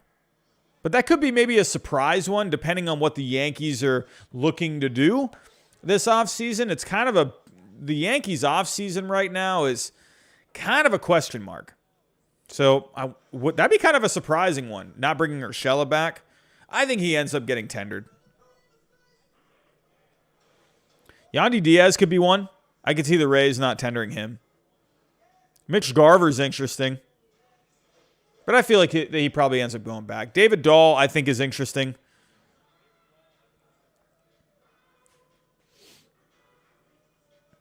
Yeah, peek a peep. You can definitely take Pollock out. I would probably leave Pollock in there, maybe for a little. Well, no, I mean it's going into the bottom of the 7th now. You could take Pollock out, but Chris Taylor once again coming up big. Poi 258. Tigers sign Correa. Rangers sign Baez. I wonder. I definitely think the Tigers are a good candidate for a guy like Correa. I think the Tigers are going to make a move. They're going to make some kind of a move.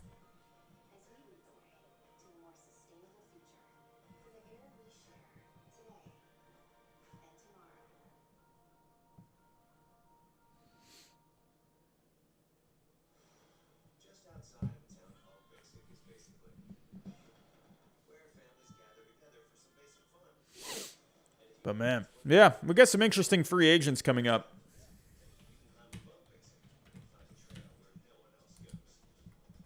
Oh, God, I cannot type.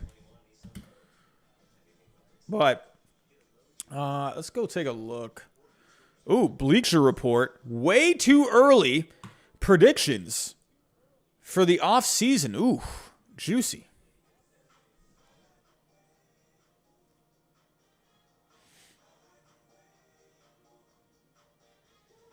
So they got multiple players accept their qualifying offers. So yeah, that was also something. Also, did anyone see the news of major league teams now? They have to provide housing for their minor leaguers now. Take a look at this story.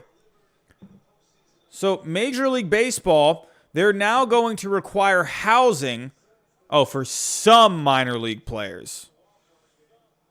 So that's a big key word right there.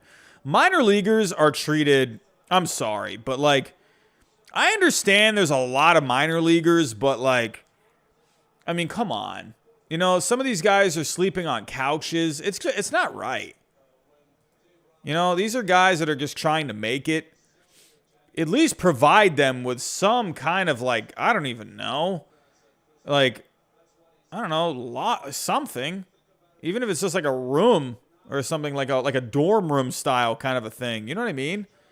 Where they could at least go get like a mini fridge and I don't like, come on, these minor leaguers, they don't make any money.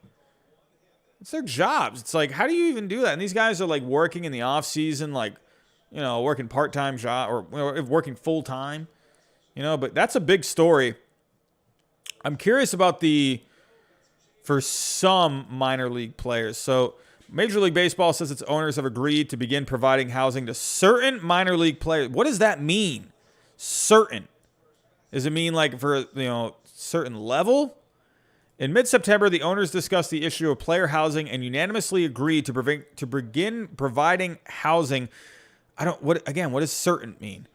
MLB said in a statement to the Associated Press, "We are in the process of finalizing the details of that policy. Should be in place for the 2022 season." So the move is expected to ease the burden on players, some of whom have incomes from teams that fall below the federal poverty line. That's ridiculous. Under $13,000. Good grief. MLB raised minimum salaries across the minors for 2021, pushing Class A pay from $290 to $500 per week. That's crazy. The Houston Astros are believed to have become the first team in baseball to provide furnished apartments. Good. I haven't heard this about the Astros. It's nice. Good for them. But yeah. Look at this. One player and his girlfriend in 2019 even took the unusual step of living in a renovated school bus. That is... What in the world? Good grief.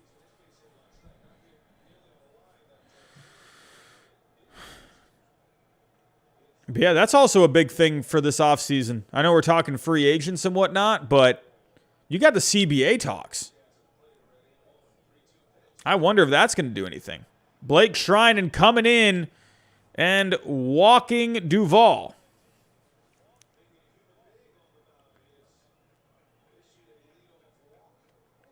Is that true, Jason? You have to bat over 280 or they throw you out? Is that true?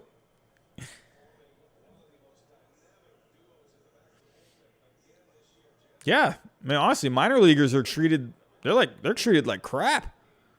It's like, I mean, come on. They don't make, that's horrible. They don't make any money. The cost of housing now is just ridiculous. Even to get an apartment, it's expensive. They were paying them under $400, under $300 a week at one point. Rent these days, like you go live in like a 3.2, 3.3 apartment, you're still paying like $500 each a month. How do you even pay rent? And then you gotta, pay for other things like food. It's horrible. And then like you're trying to make it to that's why a lot of these major league players, like some of these guys that were minor leaguers, they made it through. Ground ball to short, on to second. He gets him on to first. Double play. Oh, boy. And that's a big double play for the Dodgers. Yeah, William Fulgham. But yeah, even when they're living together like that, you're still, even for like a 3-3, you're paying, where I live, for a 3-3, you're paying 15, 1,600 minimum. Roughly around that. Maybe 14 some places, but they're not really going to be in great neighborhoods, at least where I live. So, and these guys are, they're making $500 a week now. That's good, but apartments they're not cheap. It's like crazy. It's crazy how much it costs to live in certain places. And there's Trinan with a ground ball. Heredia did not come through in the outfield. And he doesn't come through here on the bases either. 64 people in the chat. What's going on, everyone? How are we doing? Jerry Rincendis. I don't know, man. I don't know. But let's take a look at some of these free agents. Let's go back to Bleacher Report. So they're predicting these guys are going to be offered qualifying offers. I agree. I don't see why you don't. I think Noah Syndergaard gets offered a qualifying offer. I think Chris Taylor gets offered something. I could see the Astros offering Verlander something. John Gray, I would say 50-50. Desclafani, I would say 50-50. Eduardo Rodriguez is an interesting one. Didn't think about that. I wonder if the Red Sox do offer him that. I don't know. I wonder. I don't think they do. So, long shots, Brandon Belt. Well, why not? Why don't you offer him one? Reza Iglesias. Yeah, probably not $18 million for a reliever. Probably not Alex Wood either. Kendall Graveman receives the largest contract of any free agent reliever. Definitely possible. He had a good season. He wasn't as sharp with Houston. He was very good with Seattle, but I could see him definitely getting a big contract. I could see Kendall Graveman. I think that could be a good fit for the Blue Jays. I think Kendall Graveman would be a great fit for the Blue Jays. Ooh, who is this? Saya Suzuki will be one of the most talked about players of the winter. This is a name out of Japan. 2021, he hit 320, 35 home runs, 84 RBIs. What position does he play? If you've never heard of Saya Suzuki, That will change soon enough. Look at Bleacher Report coming through with some stuff here. Since his first season as an everyday player for the Hiroshima Carp back in 2016, been one of the most consistent and productive hitters. Who remembers Tomoyuki Sugano ended up going back to Japan last year? Could we see him again this year? We'll see. We'll see his name probably come up. More walks than strikeouts, so that's good. What position does he play? Oh, outfielder. Okay. So, yeah, I mean, that's a pretty good stat line in Japan. So, Sean Manaea is traded to the highest bidder. Interesting. Look at Bleacher Report coming through here with some predictions. It's not earth-shattering to say the Oakland Athletics will be dealing with payroll constraints. That is true, especially if they're thinking about moving. Yeah, Sean Manaea would get back a pretty good haul. Rafael Devers. This is what I'm saying. I wonder if the Red Sox, they're not really going to go out and sign someone, you know, like a big guy. Because I think they're going to worry about signing Rafael Devers long term. They're going to get him locked up, I think. Kevin Gausman will be the first domino to fall on the starting pitching market. I wonder if the Yankees go after someone like a Kevin Gausman. I think the Yankees, if they're going to go after something, I think they need to go after a really rock solid number 2. That's what I think the Yankees need to do. They didn't really have like a number 2 guy. I said that last offseason. They needed a number 2, and they went and got Corey Kluber, and he was okay. But I wonder if the Red Sox go get Corey Kluber. You know, they tried for him last offseason. I wonder if they go for him again. I don't see why not. But here we go. Mookie Betts is up. You guys are saying, I was looking at some free agent stuff. Urias is warming up. But pitching for the Braves, we have Chris Martin.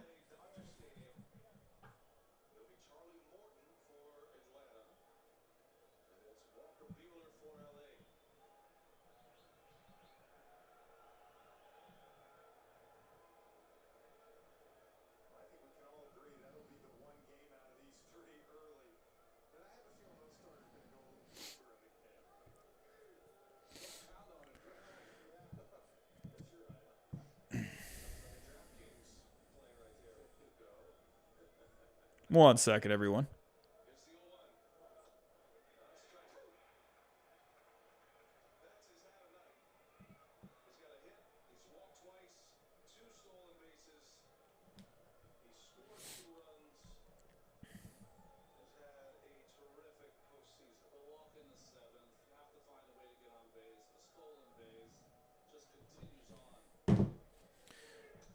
Oof. Mookie with a big hack. Mookie 1 for 2 tonight. Like I've said, good postseason so far for Mookie Betts.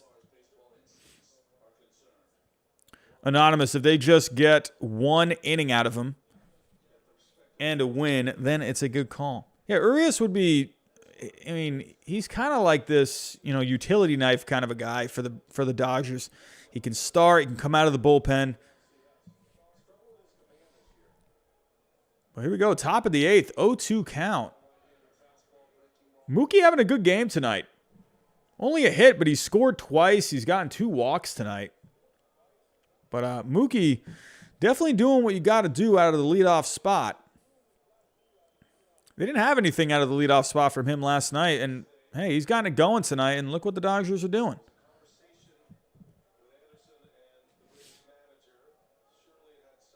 But yeah, when Corey Seager hit that home run in the beginning, it really just felt like he really just set the tone. Even when the Braves got the home run from Peterson, it just felt like the Dodgers, they just, I don't know, it just felt like, it feels like they've been in control in this game. Even when Peterson came through there, it just felt like the Dodgers were just chipping away. It felt like they were going to come through at some point. Now you got Urias coming into the game, which is big because the Dodgers, again, they used a lot of guys out of the bullpen last night. They've already had to use Vesia again tonight. Treinen came in for a second straight night. Haven't seen Gratterall.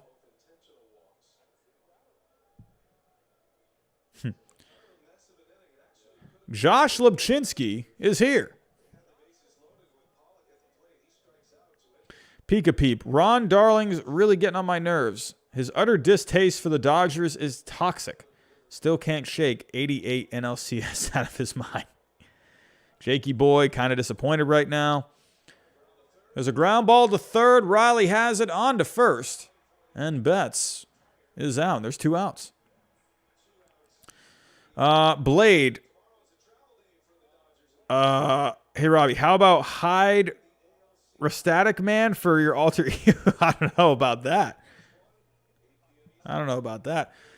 With my potato of a brain, I can barely keep up with my normal self.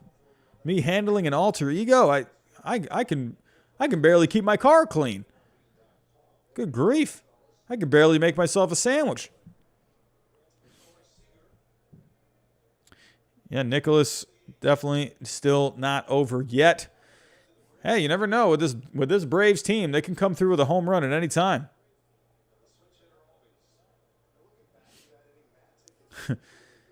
Jakey boy, somehow, even though I can barely make myself a sandwich, somehow I keep things together in a classroom. I don't understand how. I manage things better in a classroom than I do with my everyday life.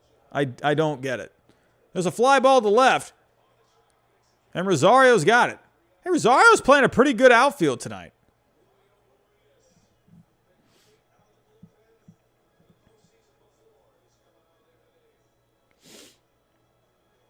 But here we go. Urias coming into the game. Is he going to get the 2 outs or the 2 inning save?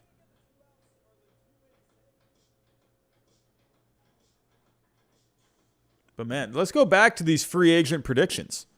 I'm really wondering. I'm telling you, I think the Yankees go after Kevin Gausman. That would be a really good number 2 with Garrett Cole. I think that'd be really good. I think I said this last offseason, the Yankees need a number 2. They don't have a number 2. I mean, Kluber was fine and dandy, but you got to get someone else, that can give you 30 starts. Gausman to me is like a perfect number 2 guy. So he's already clean shaven, like Jason said in the chat. He's already a Yankee. I think that hair will be fine. I think he goes. That's my pick. I think Gausman goes to the Yankees. Kyle Hendricks, Wilson Contreras both stay put. I think so. I think Kyle Hendricks. I think he has a manageable contract. They got to keep someone there for the marketing. They got to have someone on the banners or whatever it is, putting players' faces on the wall. They got to keep Kyle Hendricks there. I think Wilson Contreras is a guy you can keep around for a long time. Get that guy signed. Cody Bellinger signs a 2-year, $20 million extension. I don't know. I think they want to wait and see. He did not have a good season. He was hurt. Yankees pass on top-tier shortstops, settle for a stopgap. Andrelton Simmons, I think, would be a pretty good option for the Yankees. Doesn't sound, but I don't know. The bat's not so good. But can they fill in bats in other ways? That's possible. What do you do with a Gio Urshela? Could you trade a Gio Urshela? Maybe get some pitching or something? I think he could be a pretty decent trade chip. You could get something back for him. Maybe you go after an Andrelton Simmons for short. Maybe bring in a Kyle Seager for third. I think that could be pretty good. And you get some really good defense. You get a good bat with a Kyle Seager. Carlos Correa joins the $300 million club. I think that's a pretty... I think that's definitely something you're going to see. Do they have any teams here? Oh, come on. Give us a team. Didn't give us a team. Did they pick any teams here for any predictions? Bold prediction, the Yankees are going to sit out the long-awaited offseason shortstop derby. The emergence of Anthony Volpe has changed things. It makes sense. They got Peraza there, too. Slick fielding, Andrelton Simmons. Hey, look out for Jose Iglesias, too. I wonder if the Red Sox bring Iglesias back. I don't know. You could go with Kike out in center. But then again, what do you do with Jaron Duran? I don't know. Here we go. Urias is on for the bottom of the 8th. He needs 6 more outs to tie this series up at 1. We're at 73 people in the chat. A lot of people did not know that we were live tonight. Can we get up to 100 for the night? There's a base hit. Eddie Rosario comes through. Rosario's having himself a good game tonight. 3 for 4 on the night. He's been playing some good defense out there. Gotta love what Rosario's doing for the Braves, but he sets up a good spot here for Freddie Freeman. Freddie Freeman's been striking out like a bear urinates in the woods. It's been pretty obvious so far that Freddie Freeman is going to be a good strikeout candidate.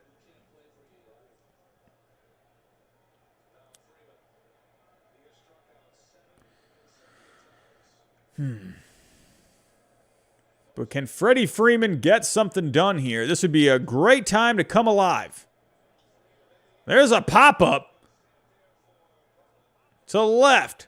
Rosario tags.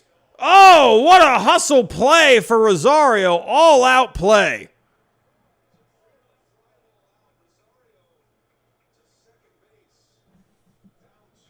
Gotta love the hustle from Rosario there. Everyone, if you have not hit that like button, hit that like button for me. We are 11 likes away from 100 likes. We've got 5 dislikes.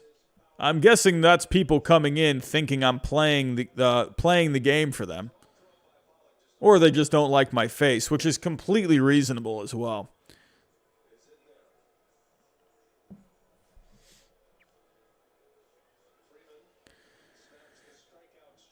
It's 11 o'clock here on the East Coast. We're just under 3 hours for this game so far tonight.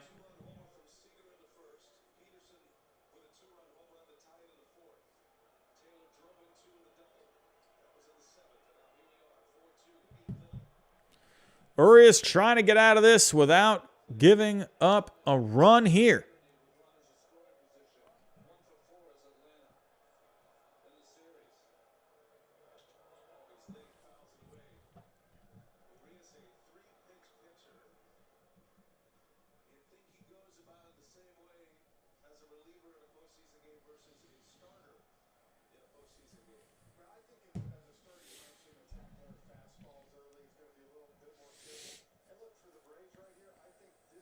God, runners in scoring position this series, 2 for 18 with the Dodgers. I mean, the team that, hey, the more opportunities you create, I mean, hey, you got to bust through eventually, right? Albie sends it out to right center. Here comes Rosario. Safe! Rosario, easily, in my opinion, the player of the night for the Braves, even though Jock Peterson came through with a big home run. Rosario has been playing great baseball tonight. Look at Ron Washington. He's probably thinking, I'm going to be a manager somewhere rather soon. But that was a good send. That was a risky send.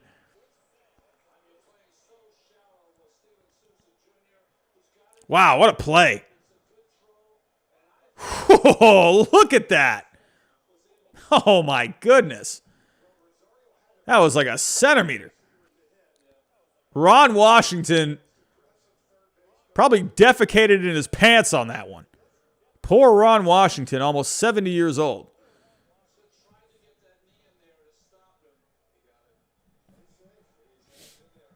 Oh, my God. Look how close that was. You got to love the hustle.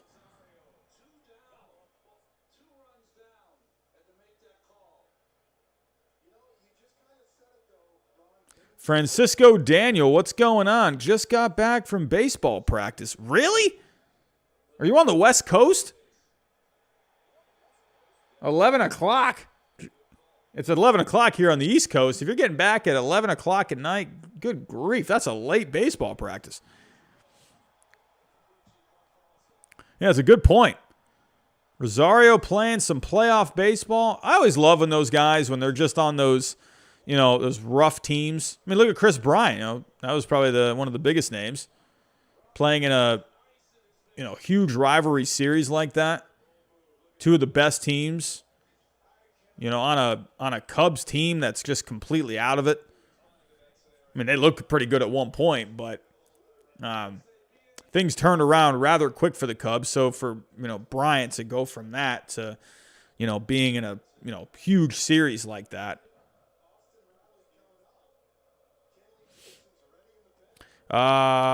Jakey boy. Who do the Braves keep? Let's go take a look. The people are chopping here in Atlanta. The Braves. Who do they got? Jock Peter. I mean, why not? I don't know. Jock Peterson seems to be one of these guys where he just always just ends up becoming a free agent. Duvall. I don't know. I wonder. I don't know. I think it'd be nice if they could keep Peterson. I just like Jock Peterson. I really think Jock Peterson could be an option for the Red Sox. He's kind of one of those platoon bats that Chaim Bloom likes. I know you got Renfroe there, but I could see Peterson being a good fit.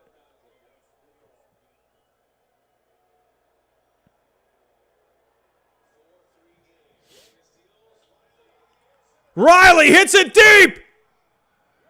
That's past him. That hits the wall. Albies is coming around. He's hustling. He slides. He's safe. And the Braves have tied it. Albies is pumped.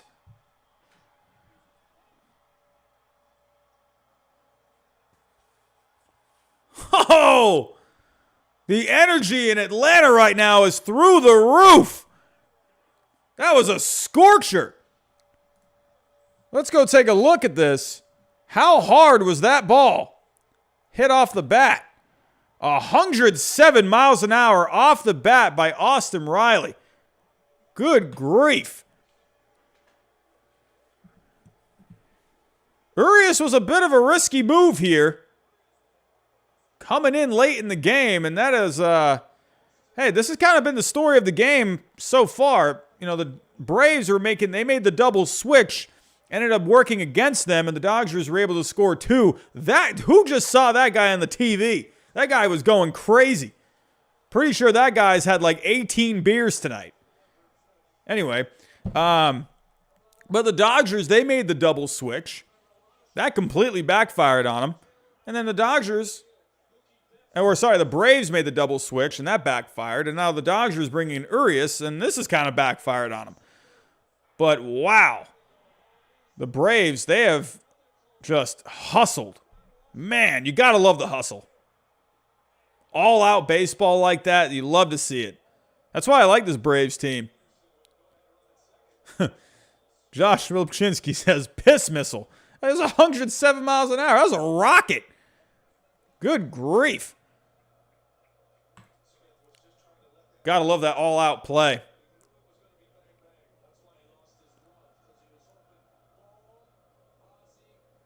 Everyone is shopping in Atlanta right now.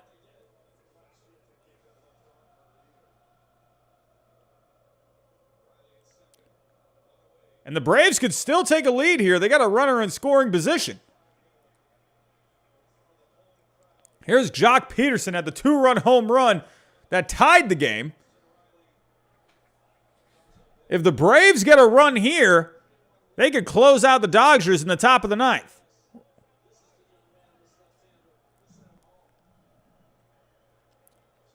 Gotta love the heart of this Braves team tonight, man. Ooh, Peterson, a big swing. Can Peterson just take it to the chop house? Come on.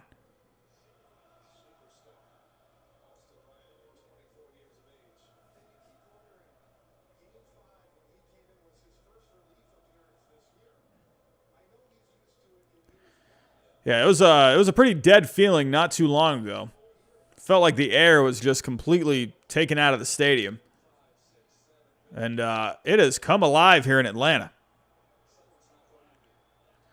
This is a tough matchup for Peterson, but one swing. Ooh, big swing, and he strikes out. Urias with a big strikeout there.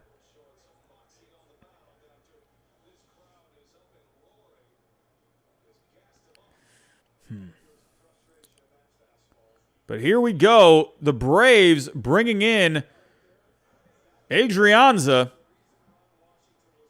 247 average on the year, 5 home runs. Bringing in the righty bat.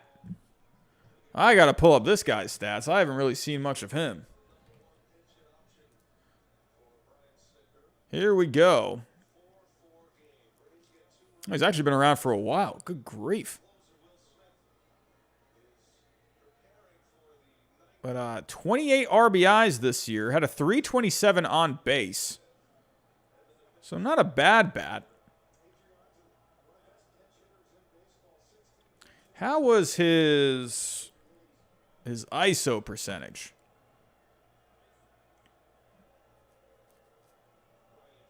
Actually had a pretty good ISO, 154. We actually pull up here. Fangraph, what the? No, I can't see what I'm doing.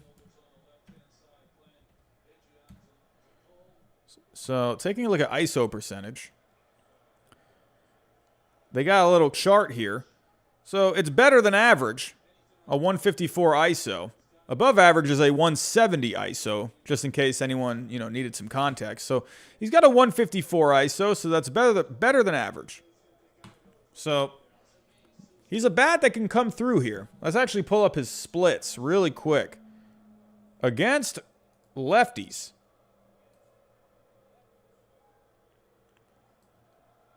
Hitting 240 against lefties, but he has a 345 on base. So he does see lefties a little better, at least this year.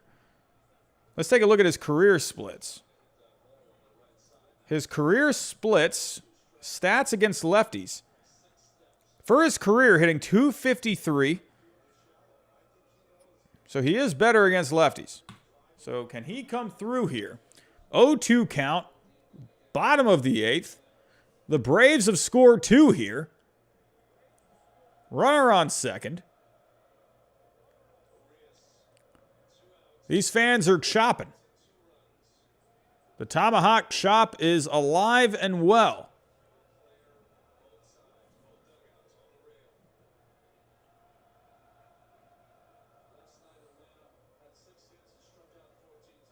What a game this has been. This has really come alive here.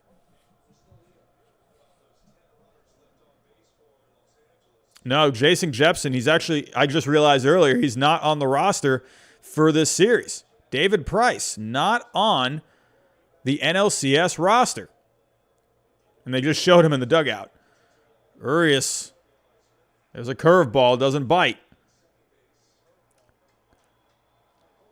Look at these Braves players. They're all up on the top step. That's the difference right now. All these Braves players, they're up on the top step, and you got guys on the Dodgers bench. They're just sitting, some of them are sitting down. Some of them are up there. Man, both teams, get up on that top step, man. Get some energy going, even if you're on defense. Here we go, 1-2 count. Oh, big strikeout there, and Urias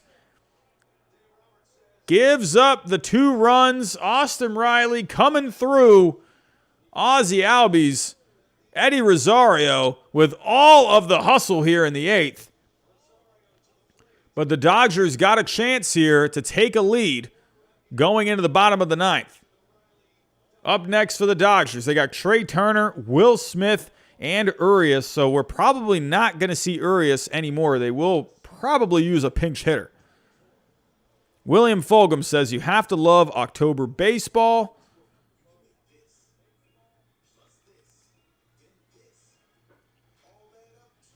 Metro customer, the Dodgers must win.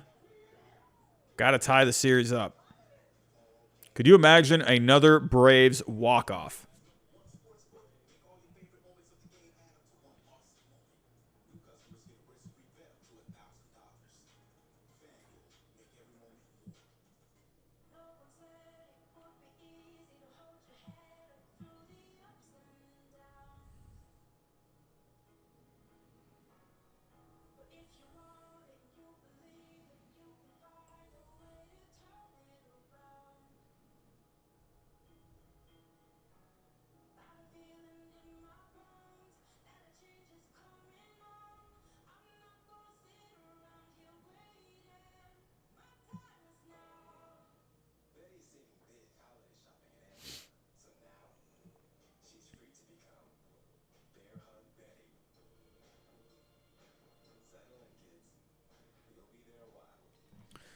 Alrighty. Sorry, everyone.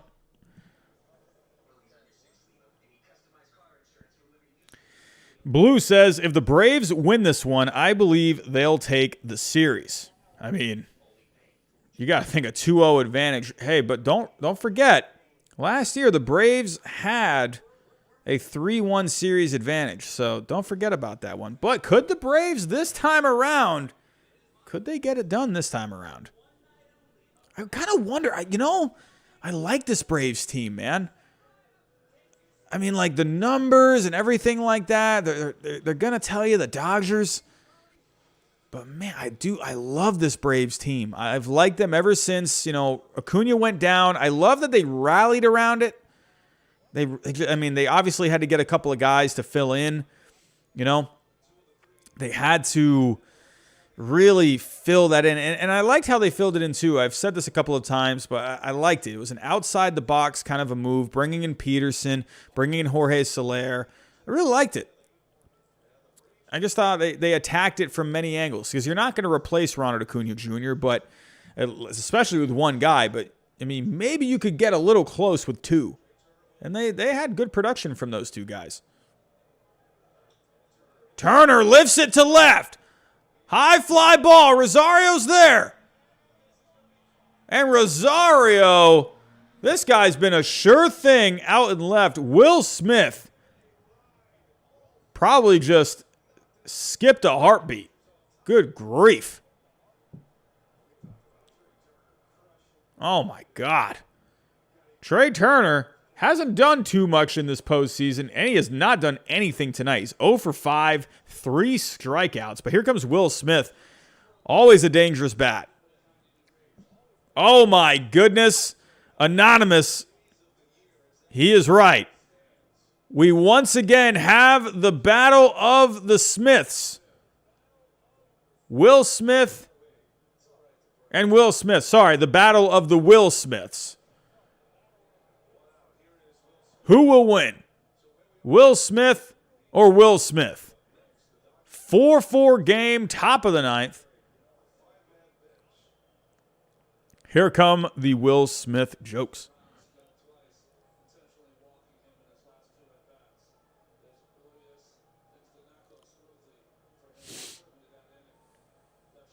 Urias is shaking his head. Got to be disappointed with how that inning went. Ooh, big swing and a miss from Will Smith, the batter. I wonder how many people in the stands right now are saying, oh, hey, look, guys. Look, they're both named Will Smith. Which is perfectly fine. I think it's kind of funny.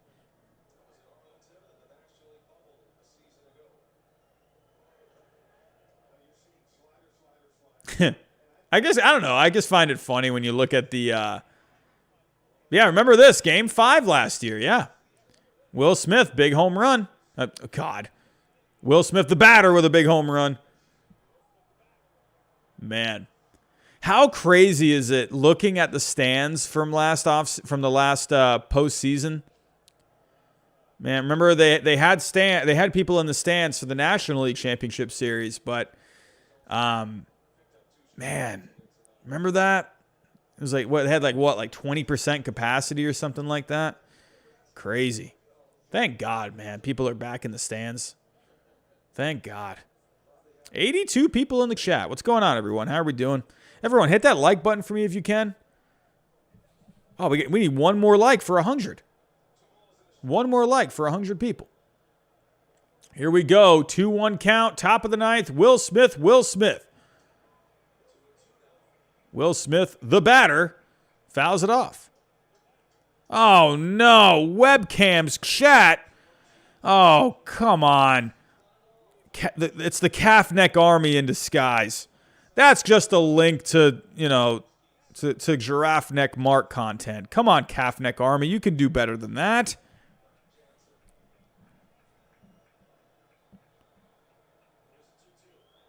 Oh, big strikeout for both Will Smiths.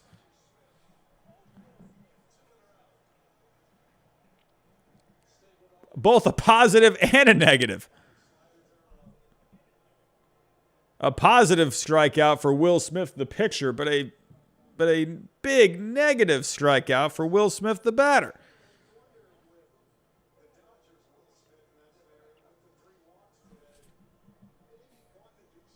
Hey, we got up over 100 likes, 113. Can we get to 150? The notification did not go out tonight for a lot of people, but it looks like maybe we're starting to pick up some steam here at the end of the game. Here we go. Austin Barnes coming in as a pinch hitter here for Urias.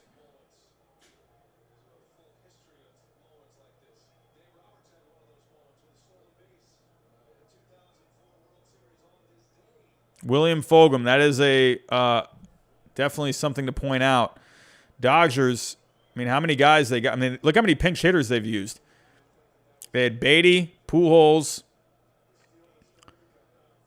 then they had Souza Jr.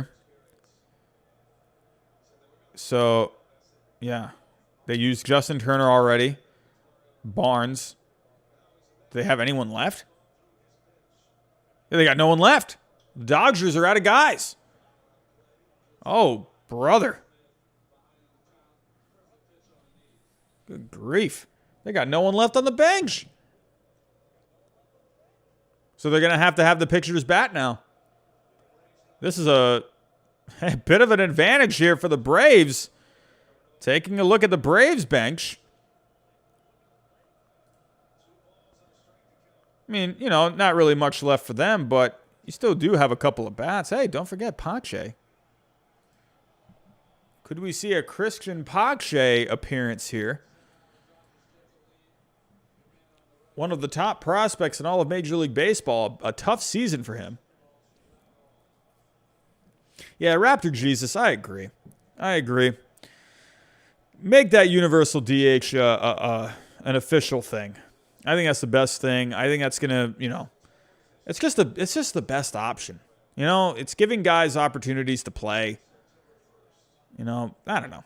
I don't mind. I like the strategic part of the picture.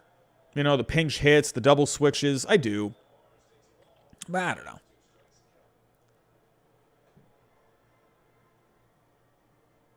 Yeah, I see the argument for both sides. From my opinion, I would just like to have more guys be able to have more opportunities to have a job in the major leagues. That opens up 15 spots for a guy to, get a contract. That's just how I see it. Big strikeout for Will Smith. Oh, man, and the Braves are coming up in the bottom of the ninth. Travis d'Arnaud, Dansby Swanson, Heredia. That Dodgers fan in the stands looks like she wants to go home. Oh, my. Can the Braves walk off again in the bottom of the ninth?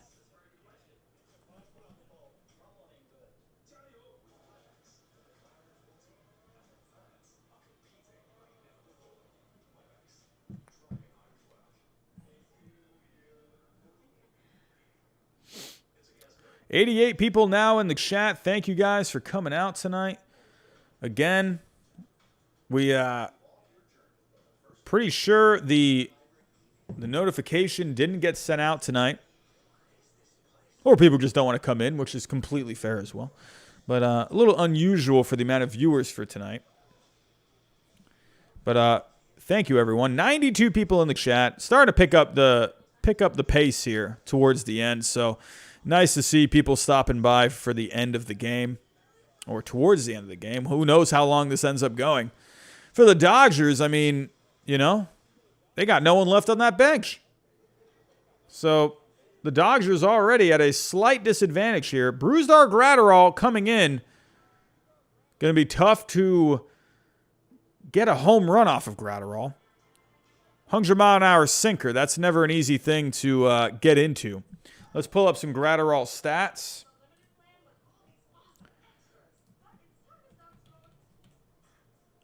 Brusdar Graterol. This dude is thick. But, yeah, definitely up there when it comes to the fastball velocity rankings. But let's take a look at Gratterall.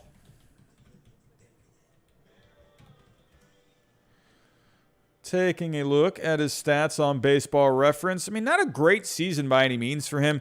34 games, a 4.59 ERA.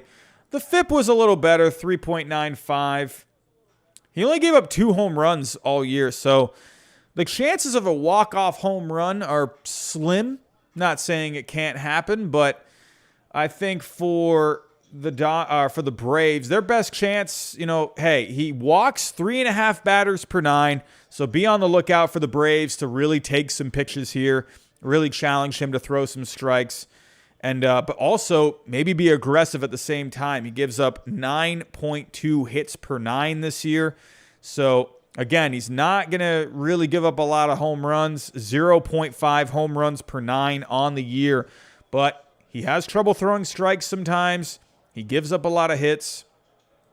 So with Brusdar Gratterall, actually, no, it doesn't show how many his walk percentage, but this is definitely something. This is a chance for the Braves to really come to bat here. Really put together some hits, take some pitches. Already taken some pitches. They know he has trouble throwing strikes. Danny Robinson, I can just appreciate, I used to compete in powerlifting, and I can appreciate a man of thickness. What can I say? And there's a base hit. I mean, I'm just saying, I feel like I kind of was just saying this here. Took a couple of pitches. He threw a pitch in the zone, and they were aggressive on it. I think the Braves are going to walk it off here. I think this is a bad situation in this spot for a Brusdar Gratterall coming in at the end of a game. He gives up hits. He has trouble throwing strikes. I'm thinking the Braves are going to walk this off. Darno coming out of the game. Jock Peterson with that Wild Thing Rick Vaughn mohawk, but also looking like Eminem at the same time from the 90s with that bleached blonde hair. Christian Pache, known for his defense, known for his speed. Brusdar Gratterall throws a strike. The one thing Gratterall has going for him, obviously, is the velocity. So he is hittable. He doesn't throw a lot of strikes. But he has 100 miles an hour. So when you got 100, you definitely have an advantage, slightly. And he lays down the bunt. Gratterall throws a second. Oh, big out. That's a clutch out. Oof, not a good bunt from Pache. It's tough when you got to rely on like a young player like that to put down a good bunt. The art of bunting nowadays, it's hard to come by. You don't see a lot of guys that put down good bunts nowadays, especially when a guy's throwing 100, and to put down a good bunt against 100 miles an hour, that's not easy. So that was a lot to put on for a young kid. I feel like I don't know. I mean, there's not really much you can do, but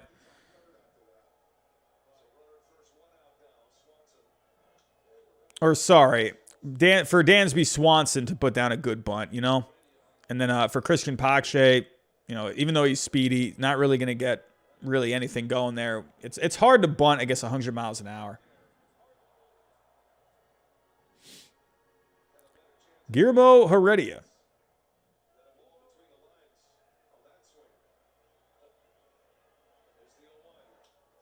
In on the hands. Man, oh man. Who wants 100 miles an hour in on the hands? I know I don't.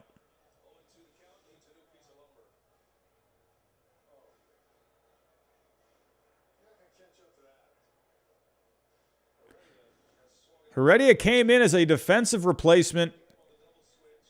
Had a tough play defensively out there. Ended up scoring 2 runs. I still think those 2 runs would have scored anyway, because runners were going with 2 outs. So, Andrew Lee, what's going on? How are we doing? Hey, we broke 100 people. What's going on, everyone? How are we doing? Everyone, if you can, hit that like button for me. Also, anyone new, think about subscribing. We're trying to get to 14.5K subscribers.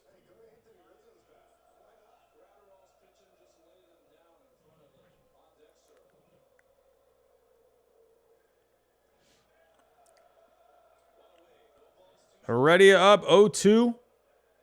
Fouls it off. Braves looking to walk it off for the second straight night. Dansby Swanson is on first. Heredia has not done much in this game, but can he come through with something here? Heredia, not much of a bat, but could he at least maybe move a runner over? Ground ball to third, weakly hit. That's going to move Swanson over. And the Braves have a runner in scoring position with 2 outs with Eddie Rosario, who is 3 for 4 on the night. Dave Roberts, he's bringing in Kenley Jansen. Kenley Jansen has been really solid so far. Gratterall gave up the leadoff base hit. He was able to get a couple of outs. And can Kenley Jansen lock this down?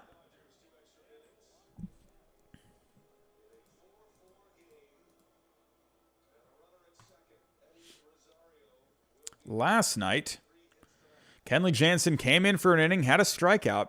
Kenley Jansen hasn't given up a run yet this postseason. He's had his postseason demons, but overall, Kenley Jansen surprisingly has good numbers overall in his career. He's just had a couple of tough luck moments. So, ended up being big moments. But overall, good postseason career and no runs given up so far this postseason. So, but this is a big spot. 106 people in the chat. People coming in the last moments. Or could this end up going extra?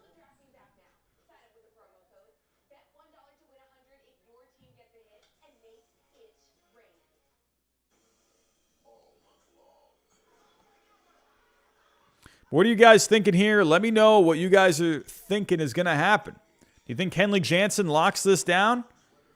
Sends it to extras? Or do you think the Braves walk it off here?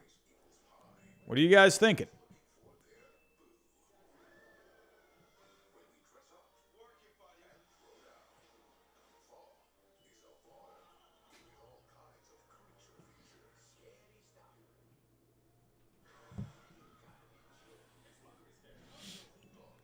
Rosario has had a great night. 3 for 4 at the plate.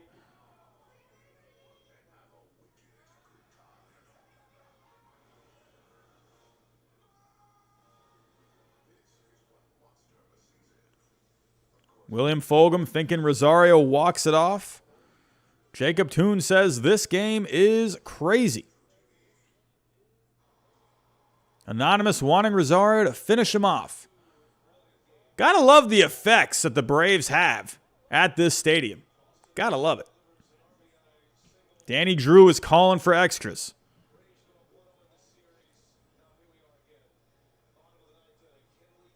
Man, Francisco Daniel, a 5-hour practice. Man, it's a long practice on a Sunday night. Good grief. 117 people in the chat. What's going on, everyone?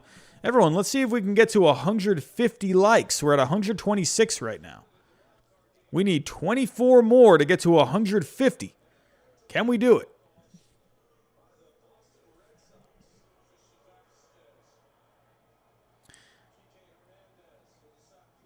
Oh, yeah. Showing some good Red Sox walk-offs this postseason so far. Had a few walk-offs this postseason. We had Chris Taylor against the Cardinals. Austin Riley last night. A couple of walk-off hits, or the walk-off homer for Christian Vasquez and the walk-off sac fly for Kike Hernandez. Can we add another?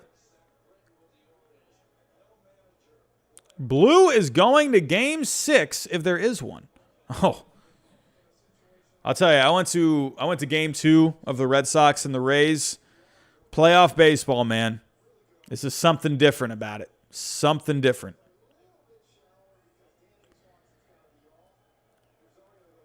If the Braves get a bloop, they win. Rosario has made good contact tonight, 3 for 4. Eddie Rosario, 3 for 4 on the night.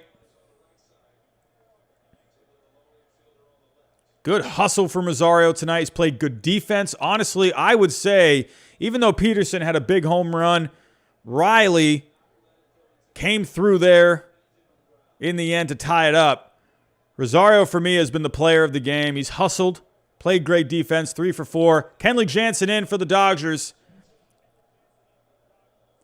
The pitch. Rosario sends it up the middle. It's off of his glove. Here comes Swanson, and the Braves have walked it off for the second straight night, and they have taken a 2-0 series lead. And they mob Rosario on the field, and Jansen, once again, does not come through for the Dodgers in the postseason, and the Braves have won. What a game. Good grief. This Braves team is full of heart.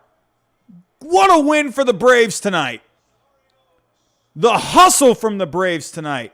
They were down 2 separate times, coming back 2 times. One time with a big swing, another time with hustle. Eddie Rosario, easily the player of the game. Ended up being a hard hit ball. They haven't announced whether or not it's a hit yet. I would count it as a hit because that ball was a rocket. Let's take a look. That was 105 miles an hour off the bat for Eddie Rosario. No matter what it is, if it's an error or a hit, the Braves have gone up 2-0. A horrible break for the Dodgers. Corey Seager, not a bad defensive shortstop by any means, but he's not an Andrelton Simmons. And Eddie Rosario with the game of his life. And the Braves have taken a 2-0 series lead heading back to Los Angeles. Wow. What a game for the Braves. That was a heck of a game. We did not end up getting a lot of people overall into the stream tonight, but whoever came in near the end, thank you for joining, and everyone that hung out tonight, everyone, thank you for being here for the entire night. A lot of notifications not going out tonight, but wow, if you were able to join me tonight, thank you for joining me. Wow, a fantastic night of baseball. Very tight the entire way through. Really appreciate everyone stopping by. But for Game 3, I mean, the Dodgers, I mean, at least they have, going back home. But this Braves team right now, it is just, it's looking, this Braves team right now, they're playing with a lot of heart. And they have a 2-0 series lead. Charlie Morton will take the ball in Game 3. Big game, Charlie. Could you imagine the Braves taking a 3-0 series lead? The Dodgers will have Walker Buehler on the mound, who's been phenomenal this year for the Dodgers. And he's been great in the postseason. But the Braves really have a chance. They have a chance here. And I think a lot of people, most people, picked the Dodgers in this series. I was saying the Braves, they have a chance to win this series because they have good starting pitching and they have a good enough offense to go toe-to-toe with the Dodgers, and they have a good enough bullpen.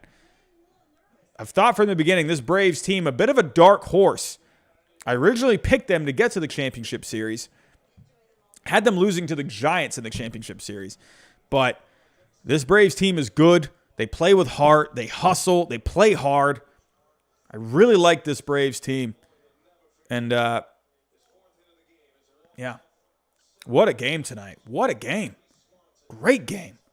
Gotta love the way the Braves just battled tonight. I love just the hustle there at the end. The Austin Riley double, the Jock Peterson clutch homer. Really great game for the Braves. But you just, it's obviously it's a great game, but you're feeling really good going to LA. You get a day of rest, and you gotta love it.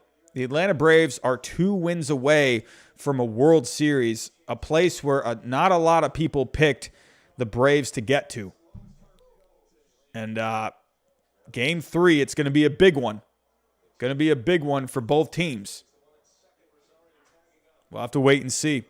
But everyone, I want to thank you for coming out tonight. Really appreciate it. Everyone, it was always great. All the familiar faces, all the new faces, all of the new members that joined the channel tonight. Thank you so much. It's been a pleasure as always. I will be live tomorrow night for the Red Sox and the Astros for Game 3. That series is tied 1-1. It's going to be Jose Urquidy against Eduardo Rodriguez. Please join me tomorrow night. You never know with these notifications. They didn't go out tonight. At least a lot of them didn't. So if you are here, please come out tomorrow night. I will be live. I would love to get it off to a hot start tomorrow for game time. So, hey, if you can, be in here. If you can't, that's okay too. But thank you everyone for joining me tonight. It's been a pleasure to talk baseball with all of you. Have yourself a good night. Have yourself a good day tomorrow. Have a good start to your week. And I'll talk to you next time.